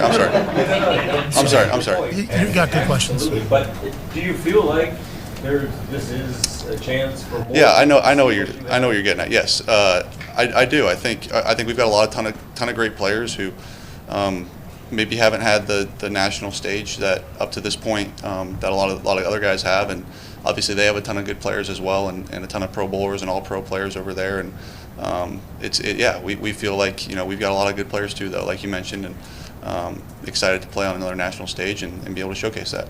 I didn't miss any, did I? No, you got it. Hey, that's just like a part of the whole thing, though. Like, both these guys have been counted out and obviously shit talked throughout the entirety, which makes the story even better, I guess, AJ, in it all? Yeah, don't you think it makes their success feel that much better when you have been through the journey these guys have, and Jared Goff and everything that ended, how it ended out west, and then he comes to Detroit and people still think, oh, he's a bridge guy for a year or two, we're going to draft somebody, we're going to replace him, and then the dude is absolutely lights out. I love his demeanor. Like, he is absolute steady Eddie all day long. He never seems to get too high, too low, even in the locker room after the game. Like, you can tell the dudes respect him, and they know he breeds confidence in the whole team because they feel like, hey, with this dude at the helm, like, we have a great chance of winning every game we play. Foxy wants a lifetime contract and a statue for Jared Goff. Yep, exactly, and it's perfect. For Detroit, underdog story, just like MCDC. No one expected Jared Goff to be good. No one expected MCDC to be good, and they're in Detroit. Detroit's been bad forever, and now we got our guys, and they're incredible, and it's awesome, and I love his moxie there. What do you think about Jared Goff as a player and what MCDC's been able to cultivate, seemingly, in Detroit quickly? I mean, he's on fire right now. His touchdown to interception, I mean, he's taking care of the ball. These couple playoffs games, he's unbelievable. It's a great story. It is? It is a great story. Being a cast-off like he was a cast-off and shipped, Is there you got that cactus Pete's on your chest, but a look on your face. It's a great story. Yeah, it was. What are you saying, Chuck? What are you saying? Chuck, what are you saying? You want to know who I like in the game? Not yet, but you already told us. We know. You already told us. They're going to have their hands full. The thing I like about Goff and the boys. The thing I like about Goff is he doesn't throw like the prettiest ball every time either. No. Still lets it fly. He'll throw like a 25-yard laser duck, and it's just like right on the bunny, boom. And then it's just like, yup, and we're going to the next play. Doesn't sweat it. I saw him, he did something for Red Bull where they dressed him up and he went and did a junior college practice. Yeah. And he was throwing it like 70-yard. He was throwing 70-yard ducks to these guys. They're like, who the hell is this kid? He was new on the team and everything. It's moxie's always been there. The talent's always been there. He showcased it early with McVay. I think he ended up kind of the way that whole thing unfolded. Now he's getting to be his true self with a coach that is openly willing to fight people for him. And I think he is empowered by all of it, Aiden. Yeah. I think this is a great show of what you do when you empower a guy, what you kind of give him confidence through whatever they've been doing throughout the week over the last couple of years. If you remember, Dan Campbell kind of questioned Jared Goff publicly a year or two ago. And before he said, I don't know exact wording of it, but he kind of did challenge Jared Goff through the media. And obviously, I'm sure they had talked many times privately before Dan Campbell ever said that like that to the media. So it seems like they trust each other, and they're probably realizing, hey, we're in the middle of a magical run right now. We need to enjoy it, but also at the same time keep our foot on the gas. Yeah, MCDC talking to Goff. Hey, man, look around, dude. This is Detroit. Change. Yeah. This is Detroit. This is pretty. They're gonna have a statue for us, man. Just something. I don't want to look ahead, obviously. I don't want to do any of that. But they're gonna be tied together forever up in that city. Yeah, 100%. And just think about the Rams game. I mean, that's a primetime Sunday night game against your old team. The entire stadium is screaming Jared Goff. Jared and then the Goff. locker room. Yes, and the locker room. And that's just in warm-ups. He had to be so nervous for that, and then he balled out, won the game. It's incredible. We're happy for Goff. Yes. Yeah. We're happy for the Lions. Sounds like Chuck's like, it's cute. Yeah. We'll hear your take story on the game here in a little bit, obviously, Chuck. Sometimes all you need is somebody to believe in you, right, and give you that confidence. Empowerment. You just flourish under that. Well, isn't that what? Especially as a quarterback. Come on now, especially at the quarterback position, confidence has to be. He got benched. So, I mean, yeah, he got benched in a playoff game. In L.A. People aren't talking about that as much. They're like, oh, he got hurt. It's like, was dressed, ended up in the game, was able to take a snap and throw the ball. The Wolf got hurt. So what we're saying, the Wolf got hurt in an ambulance. Yeah, with a neck brace on. He got benched. We've seen some guys not recover from that have come through this city. Well, here. Like who? What are you talking about? Like who, Chuck? Was that the guy that retired at 25? Cactus Chuck. I don't know. Who? Cactus Pete's. No, I mean, you've seen guys that just can't ever come back from it. The confidence thing at the quarterback position is can you imagine? Paramount. I mean, that is it's like a corner, right? Corners are really, really fragile, and if they start giving up plays, you better put the fire out. And if you don't put the fire out, they're going to keep coming. And once you lose that confidence and that stinger at that spot, it's almost over. Move on. Is that what happened Coaches. to Bud? I've coached them for my It's a whole lost cause. Get out of it. No, it's almost damn near impossible to get it back. But yeah.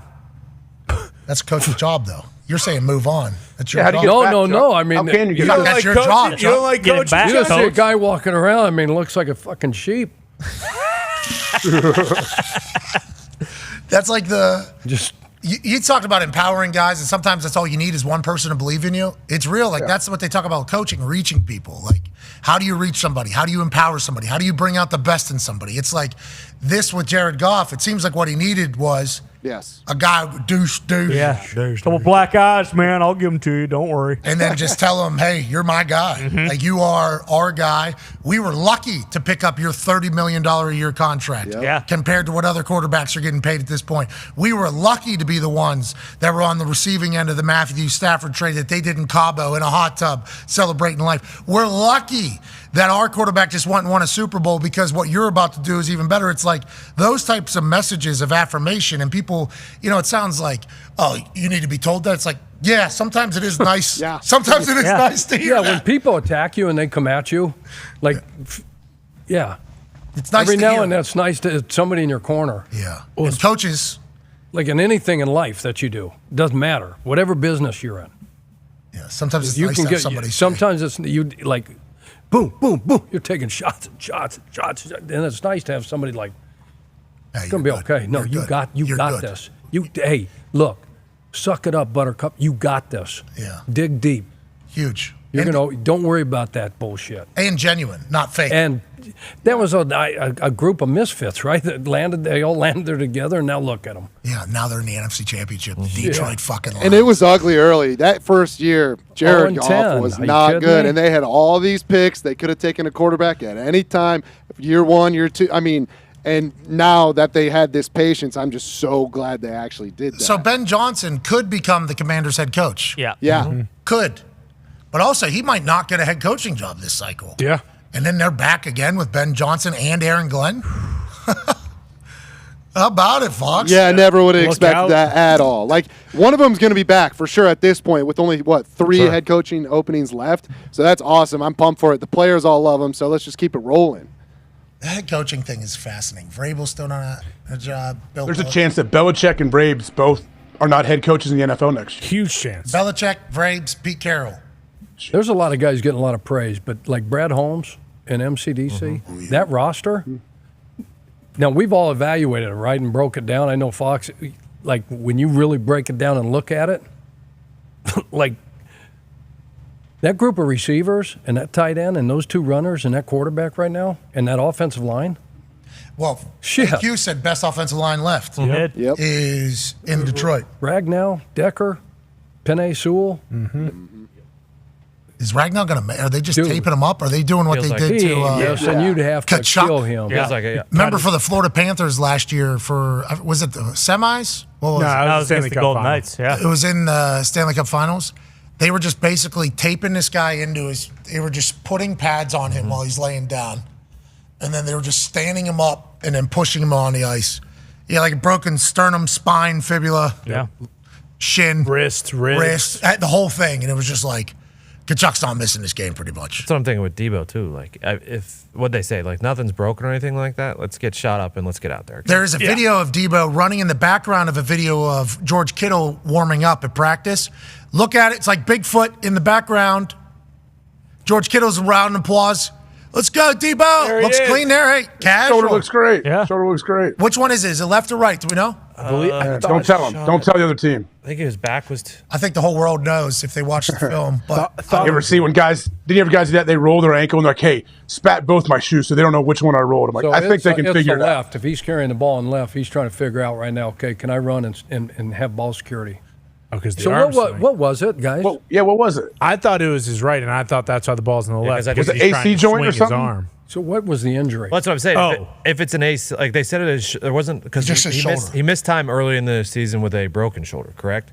And I thought I heard there was a report that it's not broken. So if it's an AC, I mean, you can shoot that. those up. Just be painful. Playoffs. You think put a deal on there? Big shoulder brace. I mean, whatever you have to do. Now just any restriction like catch radius. I mean, It'll limit you. Yeah, you put a brace on, it'll limit you, and if it's super painful, it'll limit him a little bit. But it's Debo. The dude, he knows the stage. Well, and Debo's presence on the field is just, 19's here. Yeah, but he doesn't. Are we going to bank on that? And also Brock Purdy. I think just mentally to everybody, like everybody says, okay, remember, no Trent, no Debo, 3 straight losses. They come back, okay, they run the table. Now there's no Debo. Oh shit, guys, we're in trouble. That's real. I mean, I think that was why the Packers were because they couldn't do any of the line McCaffrey up out where Debo usually would be, and then line Debo up in the backfield. Like they couldn't do any of that stuff anymore. McCaffrey was basically in the backfield the whole game. They had one play in the second half where they put Juwan Jennings in. Sidecar next to Purdy and shotgun and tried to do like a little Debo play, and he got tackled for like a 2-yard loss. Like it just wasn't anywhere near as dynamic, and I think it was very evident. Right when he went out, it was like, okay, Packers can go now. Like they can do something. It's here. the left. Schefter reported that Debo Samuel's limited today at practice due to his shoulder injury. Diggs just looked at the play. I'm watching him work on it right now. It says left. Okay, so he was moving. I saw the ball moving, right, carrying it. He looked natural. George Kittle's clapping for him. George is saying, yeah. Still got 3 days too. It'll get better. He's going to play. Yeah. For okay, sure. So Debo's in. That's awesome. And it's a championship game. Yep. We assume Debo's going to be there. First one out of the locker room alongside Trent. That's big news for all parties, including NFL fans. Brian Callahan has come out and said that he'll call plays for the Tennessee Titans as the head coach. Also out of Tennessee, Rand is going to be the vice president, GM of football operations. So Amy is basically turning over football controls to Rand Carthon. Brian Callahan will report to him. I'm excited to see what they do because remember, they fire Vrabel, everybody confused. Everybody on earth is confused. They obviously had a vision going forward. A lot of people talk about Brian Callahan getting hired out of nowhere. Then immediate follow-up is, well, his dad, who's the best offensive line coach in the National Football League, alongside Firster, I guess, out there in San Francisco, allegedly, of course, who has to be a great, from what we know, has to be a phenomenal coach. Got the juice. And he has proven that he has. He's going down to Tennessee alongside Callahan. Is going to be able to put together a staff who's been in the league a long, long time in the family. I'm excited to see what the Tennessee Titans are. They have not won a headline really at all over the last couple of weeks. But once again, none of that matters if it all works out. Was there a prior working relationship between Rand and Callahan? I don't know. If did Rand come from the Rams? No, he's 49ers. And my other question would be I know they empowered Rand and gave him more titles, whatever. Before he got there, he was GM only. Did they have a president? Did they have somebody else? I think Vrabes had more say. Yeah, okay. Brought Brinker with, it mentioned in that thing, they brought Chad Brinker with him. Brinker, he's an Ohio guy, played running back, he had big old giant arms playing at Ohio University, ran all over the place, but he was in Green Bay as scout front office guy for a while. Okay, so Rand's in charge. Amy Strunk is pumped. Yeah. Everybody thought Aaron Glenn, defense coordinator for Detroit Lions, was going to be the Tennessee Titans head coach. Callahan goes over there, wins the interview, wins the head coaching job. And now, we got D'Amico in his second year in Houston. Yep. We're going to have Brian Callahan in his first year at Tennessee. Shane Steichens in his second year in Indianapolis. And Doug Peterson will be in his third year in Jacksonville in the AFC South, who has more playoff wins this year than the NFC East. That is true. Okay, so whenever you keep your little, everyone wants to talk about the AFC South, being a shit show or whatever. Is there watch your mouth. The NFC South. Is there a defensive head coach hired yet? Or are they all offenses? No. Mayo, Pierce. Mayo, Pierce. Okay, so those two, right? They stayed. They didn't have to they were. So they were incumbents. a whole part of their. Yeah. You guys getting phased out? Is that what you just said? No, I think everybody just sees, again, going all the way back to McVay, and then everybody was looking for the next McVay, and it's all about the quarterback and who can get the quarterback to play. It's about Callahan going down there and make sure Bryce Young is who they thought he was going to be. That's why I'm pumped, is because everyone's doing, the Patriots are just not doing what everyone else is doing. And, like, if you look at the Mayo situation with New England and the Texans situation, like, now Mayo gets to pick his guy, and if he sucks, he sucks, and if he doesn't, then hopefully we end up like the Texans. But to me, that's bullshit. If you're a leader of men and you know how to delegate and you know how to vet and you know how to hire, if you're a defensive guy, an offensive guy, it doesn't matter. Go find really, really good play callers on either side of the ball and let them do their job. Yeah. I mean, and then coach four. Them and groom and do whatever you have to do. But it's not just because you're, Finding good coordinators is not easy. Nope. So that's why the offensive head coach thing, at least you know that an offensive mind and an offensive strategy is going to be in your building, even if they're not calling plays. Like Doug Peterson gave up his play calling duties this past year, but still Doug Peterson's offense is probably going to be what they run, no matter who comes in. If MCDC is able to keep Ben Johnson and Aaron Glenn. Come on. I mean, Could you ever imagine? And MCDC hired Anthony Lynn year one, and he knew right away, like that wasn't going to work out. And then I think MCDC called plays and then eventually let Ben Johnson do it. Thank you for the heads up there on Anthony Lynn. I called him Dan Lynn earlier. I said Brand Staley, Dan Lynn. I missed it. Yeah, well, people call him Dan sometimes. And as it came out of my mouth, I was like, that is not his name. Yeah. But I was in the middle, so I was really... I really felt good about it. Dan Lynn sounds like a football coach. Well, it's D'Anthony is what we called him. Yeah, exactly. Because he was always dancing in games. He got that dog His in him. son's name is D'Antone, though. See, There that's, was. and that's- D'Antone I was Lynn. thinking about There him was. as well for the whole process That was because it. whenever you're a coach, you move a lot. Right. So I thought about D'Antone as I was talking about Anthony Lynn. I think he was at UCLA, and USC just went and plucked him. D'Antone? He was at the Ravens, and Chip Kelly hired him, run the defense at UCLA. They went from like here to like top 10. Anthony Lynn's kid? You're talking about this year? Yes. Oh, yeah. And then, if he was the DC SC just paid him, I guess, big bucks. Got him out of UCLA to be USC's. Is it quarterback. D'Antone or D'Anton? Ooh, that looks like a D'Anton. D'Anton. Do you know him? Yeah. You know him personally? Yeah. So you walk up to him, you say, "What's up, D'Antone?" Yeah. Okay. So it's not D'Anton. Well, Chuck, you can't just shrug it off. Trying to figure out what his name is, Why you goddammit. got to hold a gun to my freaking head right Well, now? I'm just trying to get as accurate. His name's Anthony. Yeah, USC went and got Fuck. him. So just what I was. That's why I pieced Anthony Lynn. D'Anton. Of D'Anton. Yeah, everyone does that. Danton. That's a great name, by the way. Great name. And he's the. I mean, I don't know why he's not going by Deuce. Well, what is it exactly? D'Anton? D'Antone? Your phone isn't going to know. You're going to need to call a human. Fake phone call. Siri will be like, call Anthony. Siri. Siri's not going to have the answer. All right. Anyway, Who's Harbaugh bringing in as the OC? Jesse Minter. What's that? Cliff King. No, he'd be the DC. He's Cliff, DC. He would be the DC. You said OC. Jesse will go. Yeah, OC. Yeah, I would imagine Jesse. A lot of will go people were with him. saying Greg Roman, but that didn't end well with John, so I don't know if Jim's bringing him in. Well, that's just like people were piecing Jim Harbaugh to Chicago because he had history with the Big Ten guy who's now there. It's like, it wasn't good history. Yeah. Like, they certainly know each other. Yeah. They've had some We did draft Shots. him. We did draft him, though. We had some class. Shout out to the Bears. So that might take precedent over the current president. I don't know if that's real or not, but it feels like with Jim, because how long he's been around, there's an easy tie to a lot of people. Yeah. Like, oh, he's going to do this because he had this. Like, he was a Raider, he was a Charger, he was a Colt. There's highlights of him basically with every team that's been open in the head coaching role. He's got ties to this. He's got ties to this. It's like Jim's a lifer. He's going to have ties to fucking everybody. And now that the Chargers have him, good on him, dude. Yeah.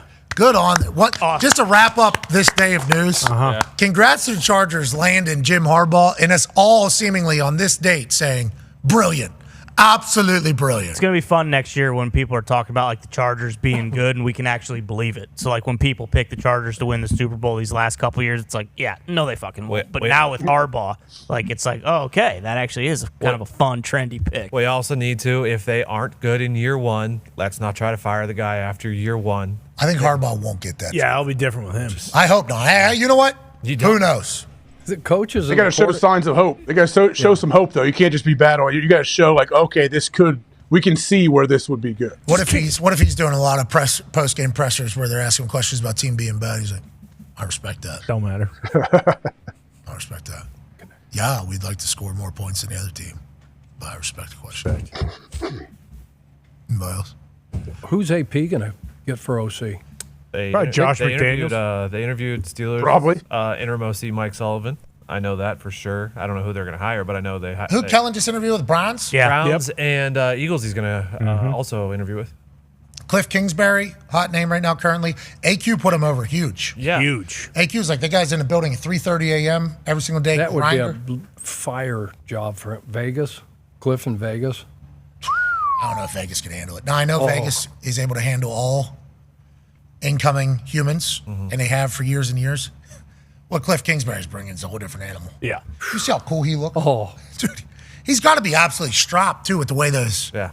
You know? He knows. He knows. And can you see him now with being off and just doing nothing but lifting weights and running? Advising at USC? He was coaching Chuck. No, he's advising. He was collecting on a check. the sideline. The analyst job is big like, one. The greatest? It's pretty sweet. Like he's getting paid, $50,000 from USC and $500,000 every 2 weeks from Arizona. Yeah. Pretty fun little gig. Yeah, and you just You have an office? He has an office, right? Yeah, you get an office, but you can't coach. You can't go on the field. Has to happen in meeting room, right? Yeah, Not even in meeting room? You'll sit with the staff. Whatever projects you're doing for the head coach or whatever. Clyde Christensen was doing this, friend of ours, with the North Carolina Tar Heels. He's been everywhere in the NFL, has coached everybody in the NFL. Big-time quarterback guru, seemingly. We'll write a book someday, and everybody will want to read it because the guy's a gem, an absolute beauty. He goes to UNC here this past year because that's where he played college 100 years ago or whatever it is. Right? Weapon. Right. Not allowed on the practice field, though. That's interesting. So, that was, whenever I talked to him, because remember, we called the UNC-USC game for game day. Start the year. Saw him at the hotel. He didn't even travel with, I don't even think he was allowed to travel with the team. Not even traveling with the team, not allowed to coach on the field, but allowed to be a part of, I think, some meetings. It's like the rules are interesting. I know guys that, I've talked to guys down the field that were coaches other places, and they can go to the games and be on the sidelines, but they can't wear a headset. That's part of the rules. There's only so many. Yeah, I don't know how it all works. You're right. No, I don't know. And then Connor Stallions was down there with a hat and sunglasses. Yeah, everybody's exactly. Good point. So I guess anything's possible. I guess anything. Connor Stallions has followed my account on Instagram. Yeah. Nice. Oh, this is going to be a trap. What do you mean? What, him following? What do you mean? He might be. Did you hear how quickly Chuck? Yeah. It's going to be a trap. Oh, you're talking about inside? Yeah. He might be OC. Yeah. For Michigan? Yeah, that's a Dover route. The Chargers. Oh. It's not a bad idea. Or at least advanced scouting. How you're pissed allowed is to he in the that NFL. Sharon Moore's getting a head coaching job? He's so mad. Oh. I wrote a fucking 500-page manifesto Not in here. about me being the next head coach. Look what I did. I hope nothing comes back on the school. If Sharon does get it. And Don't all of a worry, it sudden will. They come in and whack them. The NCAA gets in there and says, we're going to take I saw this Dan amount of Dockich. scholarships. I saw Dan Dockich had that take. Oh, another guy pretty much running from the college rules to go to the NFL. School end up having to pay for it. The guy goes and has success at the NFL. It's happening. I didn't see that. It's happening. No, I mean, he's not the only person saying. There's a lot of people that are saying that because similar things have happened in the past in football. Similar things have happened in the past in basketball. It's like, I don't know how you properly regulate it if you're the NCAA here because they haven't made a ruling yet. It's only been the school in the Big Ten Conference. But the NCAA could say, all right, they punished. They went through it. The person involved in it, no longer here. Let's just move on. Yeah. But that ain't the NCAA's. That ain't the NCAA's MO. No. Modus operandi for the NCAA's. You remember, we are the final say. That's right. And especially with the national champions, the NCAA will take their chance to. Yeah. Oh, let's see you do it again with 50 less scholarships. But maybe it's a new day in the NCAA. Maybe it's a new regime, new generation. Maybe they don't feel the need to peacock who they are and what they are in this modern college, and they don't decide to punish everybody that is not really worthy of being punished going forward. But that is not the NCAA's history at all. No. Baker's a mass guy too. He's gonna bring the hammer down for sure on Michigan. A mass guy? Yeah, he's a Massachusetts guy, president of the NCAA. What's that have to do with Michigan? You guys don't like Michigan? I don't think Charlie Baker does, no. But I do know one thing for sure, that mass guys like to bring the hammer down, and he's going to do that. You do that every day, huh? You get that hammer. I haven't done it in a long time. But at some point. At some point, I'm going to be real pumped to bring the hammer down. You know what? Maybe I've been saving it for the Super Bowl. Oh, the hammer. Yeah. Let's see. On who? It depends. There's a plethora of people that the hammer could be used for. Every day, new people are getting added. Yep. Every day, new people are getting added. New people of sports media yesteryear. They're just getting added every single day. Not by us. Hey, we're big fans of you guys. Okay, you guys did a great job. Thank you so much. Now, what you did with sports media led to us getting the deal that we got, so you can either take that as a shot at you or potentially the future, nonetheless. And we're lucky to be here. Thankful to be here. And we cannot wait to get to the Super Bowl. Speaking of, what two teams are going to be in this Super Bowl? Let's go to the man who is one of the hottest gamblers on planet Earth this season with a final record on Thursday Night Football against the spread of 11-5-1, I believe. Is that good? 11-4-1. Excuse me. Is that good? I think so. Chuck, you've had a chance to analyze all four teams. Both games are going to be fantastic. I think we all agree with that. Great matchups. The NFL got it right. These are the four teams that should be here. Hell yeah. How do you see them going? Which one do you want to start with? Let's start in the NFC. Okay, we're in Santa Clara. Detroit Lions versus San Francisco 49ers. Number 1 seed, San Francisco at home, favored by 7 against Jared Goff and MCDC. Yeah, so I love everything about this Lions team. I think this line. What is this? What is this? Here we go. 7. The line is 7. 7. I heard 7.5. Somebody yeah, said but Lomo ESPN said bet it's right now, I think 7. Going 7.5, right? They come in playing really good ball. I think Aaron Glenn has done AQ did some of his stuff from a defensive standpoint. Like if they can defensively take care of CMC, right? Let's say Debo is a question mark or he's not 100% and he's not going to be full tilt, because he's, we know what kind of weapon he is, but they're going to do everything. Aaron's not going to let you run the ball. They finished the league. We put some numbers together this morning. They were 2 or 3 in the league as stopping the run. Okay. They haven't allowed people to run the ball through the playoffs to this point. Haven't had a 70-yard rusher all season, to your point. Thank you. So haven't allowed a? Yeah. Jesus. That was that yesterday. So I just think that McAfee did that 12 Green times. Bay ran the ball pretty good, more than effectively on this 49er team. Okay? Aaron Jones popped off a 50-something-yarder in the fourth and quarter. So, yeah, and that play, did we show that play? Did AQ they lost. Put that play on tape? No, AQ, there's a couple plays. You run that tape back, it was egregious. The technique and the effort was like, okay, Lord have mercy. So anyway, with damn Montgomery and Jahmyr Gibbs and that offensive line, they're going to be able to run the ball. They're going to be able to control the clock. The play-action pass is going to be wide open. There's one corner, all right, that for San Francisco, Ambry Thomas, number 20. Okay, you're going to stay away from number 7. We talked about it a week ago, about number 20, right? And saw what Green Bay did and what their plan. They recognize the same thing. So they're going to go after him. They're going to have success on the ground running the football. I don't think with this offensive line from Detroit, and they got studs everywhere on San Francisco's defense, front to back, all pro players, whatever, but they're going to have to blitz to put pressure on Goff because they're not going to do it with 4 because they're going to take care of Bosa. They're going to make sure. Chase been a great addition. All that 2.5 sacks is all he's got. So he's not going to win the one-on-ones.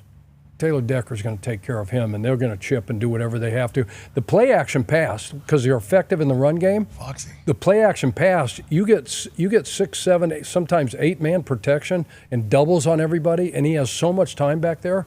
And those deep daggers. And Laporta. Amon St. Brown is a absolute stud. I mean, in a critical moment, that guy's getting you a first down. And we talked about how they catch the ball and run the frick up the field. Well, right? that's not what we said. No. Yeah. What we said but was with frick the fuck. St. Brown, Williamson, Reynolds, their wide receiver group is just as good as the other one. And if you don't have Debo on the other side, so I see them being able to move the ball, defensively, if Aaron can keep the ball in front of them, they don't give up explosives. All right, and then they come after. He's going to come after. He's going to come after Purdy, and he's going to force him into some bad plays. So I like the Lions going out there and not only covering but a chance to win this game. Come on, Coach! Let's go! Once again, we got to say 11-4-1 against the spread. That man who just made that prediction, and each week, whenever he does this layout, a lot of the things that are said, when we're watching these Thursday night games are starting to unfold in front of our eyes. Mm-hmm. It's been quite a treat, actually, to watch your brain work as a man who coached for 36 years around football, 18 in college, 18 in the NFL. So you got the Lions potential outright, but definitely covering the +7. Sound like you're like, I'll take the 7.5 too if that's available. Yeah, love to. Somewhere buy the half. You can buy the half too. Take the hook, you say. All right, let's go to the AFC. Foxy, that's got to feel really good. Yeah, no, that's awesome. Coach sent me a little bit of tape earlier in the week basically saying, hey, these 49ers might not want to tackle, and then we're talking about our offensive line. I think the Lions O-line has heard so much about the 49ers O-line and how good they are. So I think they're come out ready to roll. So, Coach, let's go. All right. All right. So, he came in wearing the... He's got the... Yeah, now it makes sense. He's got the Lions blue on. That's why he did it. Yeah. Yep. Should have known that. Bingo. Cactus Pete's the only thing you got that's blue. Yep. Mm-hmm. Yeah. Got that one because you hit a progressive... Yeah. Bought 800 Depends at the store downstairs. Jesus. You get a free. Did you get a progressive jackpot at Cactus Pete's? You got a hot machine. You can't get up and go to the bathroom. Just pee your pants. Bingo. Well, of course. I mean, that's gambling, especially at Cactus Pete's. They understand it. They actually got they got Depends built into their seats. That's right. At the slot machines. Right into a pipe. You can just poop right into it. Poop and pee right here, whatever you need to do. Cactus Pete's. Catheters walk in there. Won't want to go. Hey, Cactus Pete's looks like a place that you need to stop spending your time at. Yeah. So nice. It looks so beautiful, Chuck. I thought you were going to go the other way. It's amazing. He needs to spend more time at? Yeah, sleep there. Bud. Is there a nightclub in there? Is that place you and Keena go out there and dance? Is that place? Have you ever won coming out of there? Oh, yeah. A lot of winners coming out of Cactus Pete's? Absolutely. That's why it looks like that. Maybe How'd you get the Q-zip? Yeah. They give you the Q-zip in your room? The what? Q-zip. Quarter zip. The quarter zip. Q-zip. AJ, that was so cool. That was really cool. That was so cool. I got to get up with the lingo. No, I've never heard that before. I never heard that before. I don't know T-Pain. I mean, I got to get with it. You were singing earlier, though, Chuck. That was awesome. I was watching. Yeah, the internet loved it. Obviously, Chuck, everything you do is, turning to gold these days, especially with your picks. You just picked the Lions. That's a beautiful thing. So Cactus Pete's, a lot of winners coming out of there? Mm-hmm. I like that. All right. I like that. I guess, you think about the Rivers in Pittsburgh casino. Like, they're never having an issue lighting the sign there. Never. They're never having an issue getting a new chandelier in there. They're adding more restaurants and more buffets every single day. They got T-Pain performing there on just like a Tuesday. Oh. It's like, where's all this fucking money coming from? And then you see everybody walking out. They're all miserable. It's like, there ain't a single smile walking out of this casino. You're saying Cactus Pete's. A lot of heads down. Smile Factory, Cactus Pete's. Just the wildebeest walking out of there. Everybody. You just go to Pittsburgh, you go to that casino, you donate whatever is properly proportioned for what you're going to spend the weekend. You tip the corner, you say thank you. Yep. Here's $500, here's $100, here's $50. Don't get me killed in Pittsburgh this weekend. They say, you got it, losers, and take the money in there. That's how it works. Sorry about it. Cactus Pete's isn't like that. No. Different. Let's make our way to Cactus Pete's. Okay. And let's hope to take the lights out of all the fucking sign. Mm-hmm. Thank you, Cactus Pete's. Love you, Cactus Pete. Yep. All right, let's go to the AFC side now. Chuck, obviously you know a lot about the Baltimore Ravens in the city of Baltimore. Patrick Mahomes in the middle of a dynasty run alongside Travis Kelce, Andy Reid, and the entire Chiefs kingdom that has grown this year tenfold with the additive of Taylor Swift and the Swifties. I love it.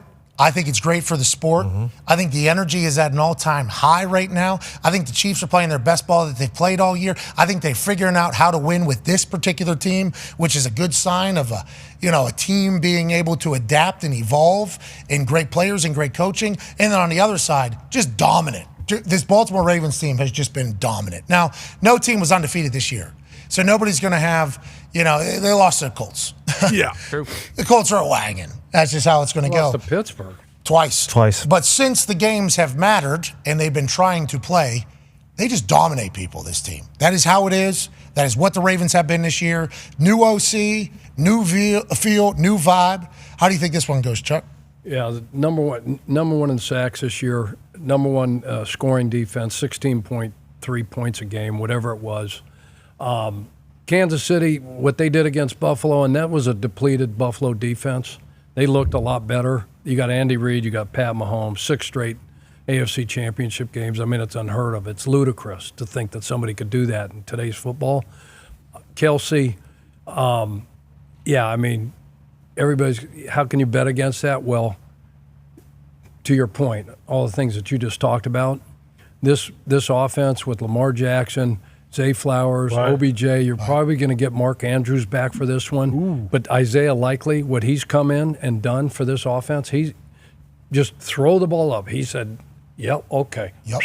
And it doesn't matter. He's covered, but he's not. So just put it somewhere in the area code, and he's going to come down with it. The run game, the offensive line, and then this defense with Roquan and Pat Queen and Van Hoy and Clowney and Metabuke and Big Baby, Williams inside. I mean, Kyle Hamilton, he's as good as there is. Hold on, I got a stat. Safety, nickel. Geno Stone. I got Geno Stone, 6-7 interception. Marlon Humphrey will come back. Brandon Stevens on the other side. Darby came in and balled out. Kyle Hamilton stat. I got one. Where the hell is it? He sends me so many stats. Kyle Hamilton's number 1 in the league in coverage by like 4 or 5 different stats, like yards per attempt, completion percentage, everything. Yeah. He's like the number 1 guy in coverage in the NFL. He's played as good or better, to your point, like at safety. We talked about him, remember, during the year leading up to one of their games on Thursday night about him being able to play the nickel, play slot corner. Kyle Hamilton has allowed 261 yards on 62 targets this season, making him the number 1 pass defender in the NFL by that measure, 4.2 yards per target. Between him and those linebackers, they're about as well prepared to match up with Kelsey than anyone. Yeah. And I see they'll be able to do that, but I think, and they're going to hit Pacheco. Pacheco's that guy's a stud. You got to love the way he plays the game. But these 2 linebackers in this defensive unit, yeah, it's Bullies of Baltimore, that documentary. You guys all watch that, right? Oh, yeah. These guys are built the same freaking way and play the exact same way. And like Kyle and Kelsey, that's going to be a great matchup. He's going to be on him a bunch in certain situations because he'll play the nickel spot on early downs, first and second down situations. And then when they go to real, obvious pass situation, nickel, Kyle will be at safety. He'll be on Kelsey. That'll be a great one to. He's long, he's athletic, he can run, he can mirror, he can do all that stuff. That'll be a hard one for Kelsey to get loose on. And Millette comes in and plays the slot corner. Artie. So I like it's obvious, right? Yeah, you like Ravens. Yeah. Yep. All right, so you're on Ravens and Lions. Ravens and Lions this championship weekend. I think we should all understand that Chuck has been swinging a very hot bat when he's picking games. AJ, we don't have to make our official picks until tomorrow, but what you're hearing from Chuck, is that swaying you at all, or are you open-minded? How'd you come into the day? I try to come into this open-minded, but I definitely am always leaning a certain way. But Chuck makes me rethink it. It's tough to go against Chuck when he really lays it all out for you. It's tough to pick against him, I think. I agree. And Chuck, I think the only way we end this beautiful day is by you winning some money for some people. Here you go, Chuck. Okay? We had a big-time winner yesterday in first shot. Unbelievable. First shot. First shot. I saw it. I watched it. Just drains it. No pressure. Out of nowhere, Bank 15 shot. people won $500. You guys knew as soon as it left his hand, right? I actually said, holy shit, because you were positive yesterday. You were like, that's going in. I didn't even look because I figured, all right, we got 8 of these things coming. Your hair looks so good. What are you using for product? You know what, Chuck? Thank you. I won't shit on you while you do this. I'm serious. You've changed the way you go about taking care of your hair. I've added a couple products. I've been trying to tell. figure it out, and I think we might have landed on a couple that have stuck. I saw a photo of you from college where you had long hair. Man, you got some good locks, bud. Thank you. I appreciated that. That's to my mother and my pop. Shout out Philly. In Philly, yep. Cactus Pete's, a place in Reno, Nevada. Mm-hmm. Jackpot, Nevada. Ooh. What's that? Where is that? Better. Jackpot. You go 2 hours south on I-84 from Boise to Twin Falls, and then you head south on Highway 93 Oh, okay. for 43 miles. Nice. Okay. Good I know what- question, 43 miles. I know what you're talking about. As soon as Sounds you cross the Idaho-Nevada border, Yeah. you hit Thanks, that AJ. bar. Sweet.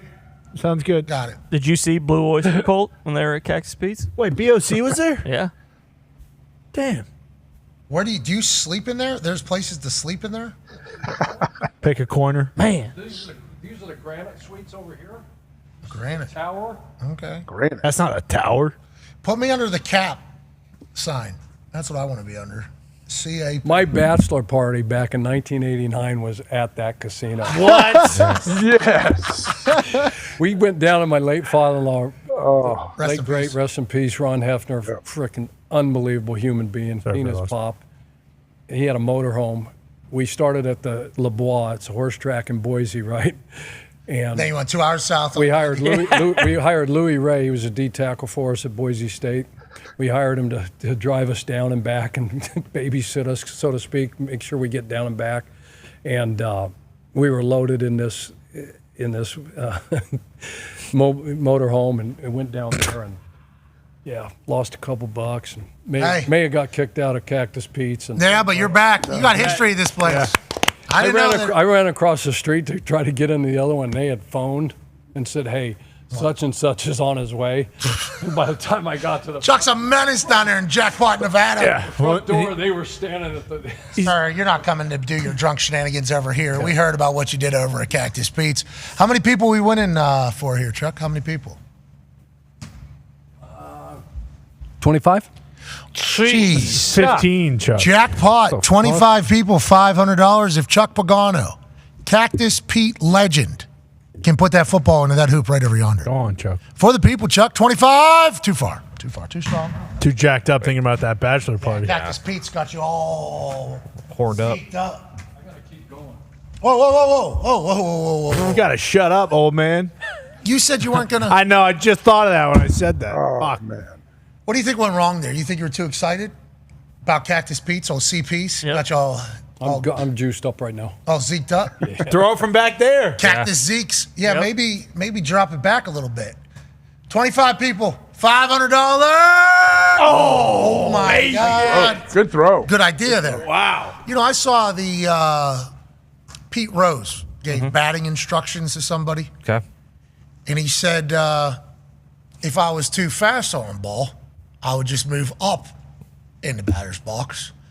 If I was too slow on the ball, I would move back in the batter's box. If I was getting jammed, I would move away from the plate.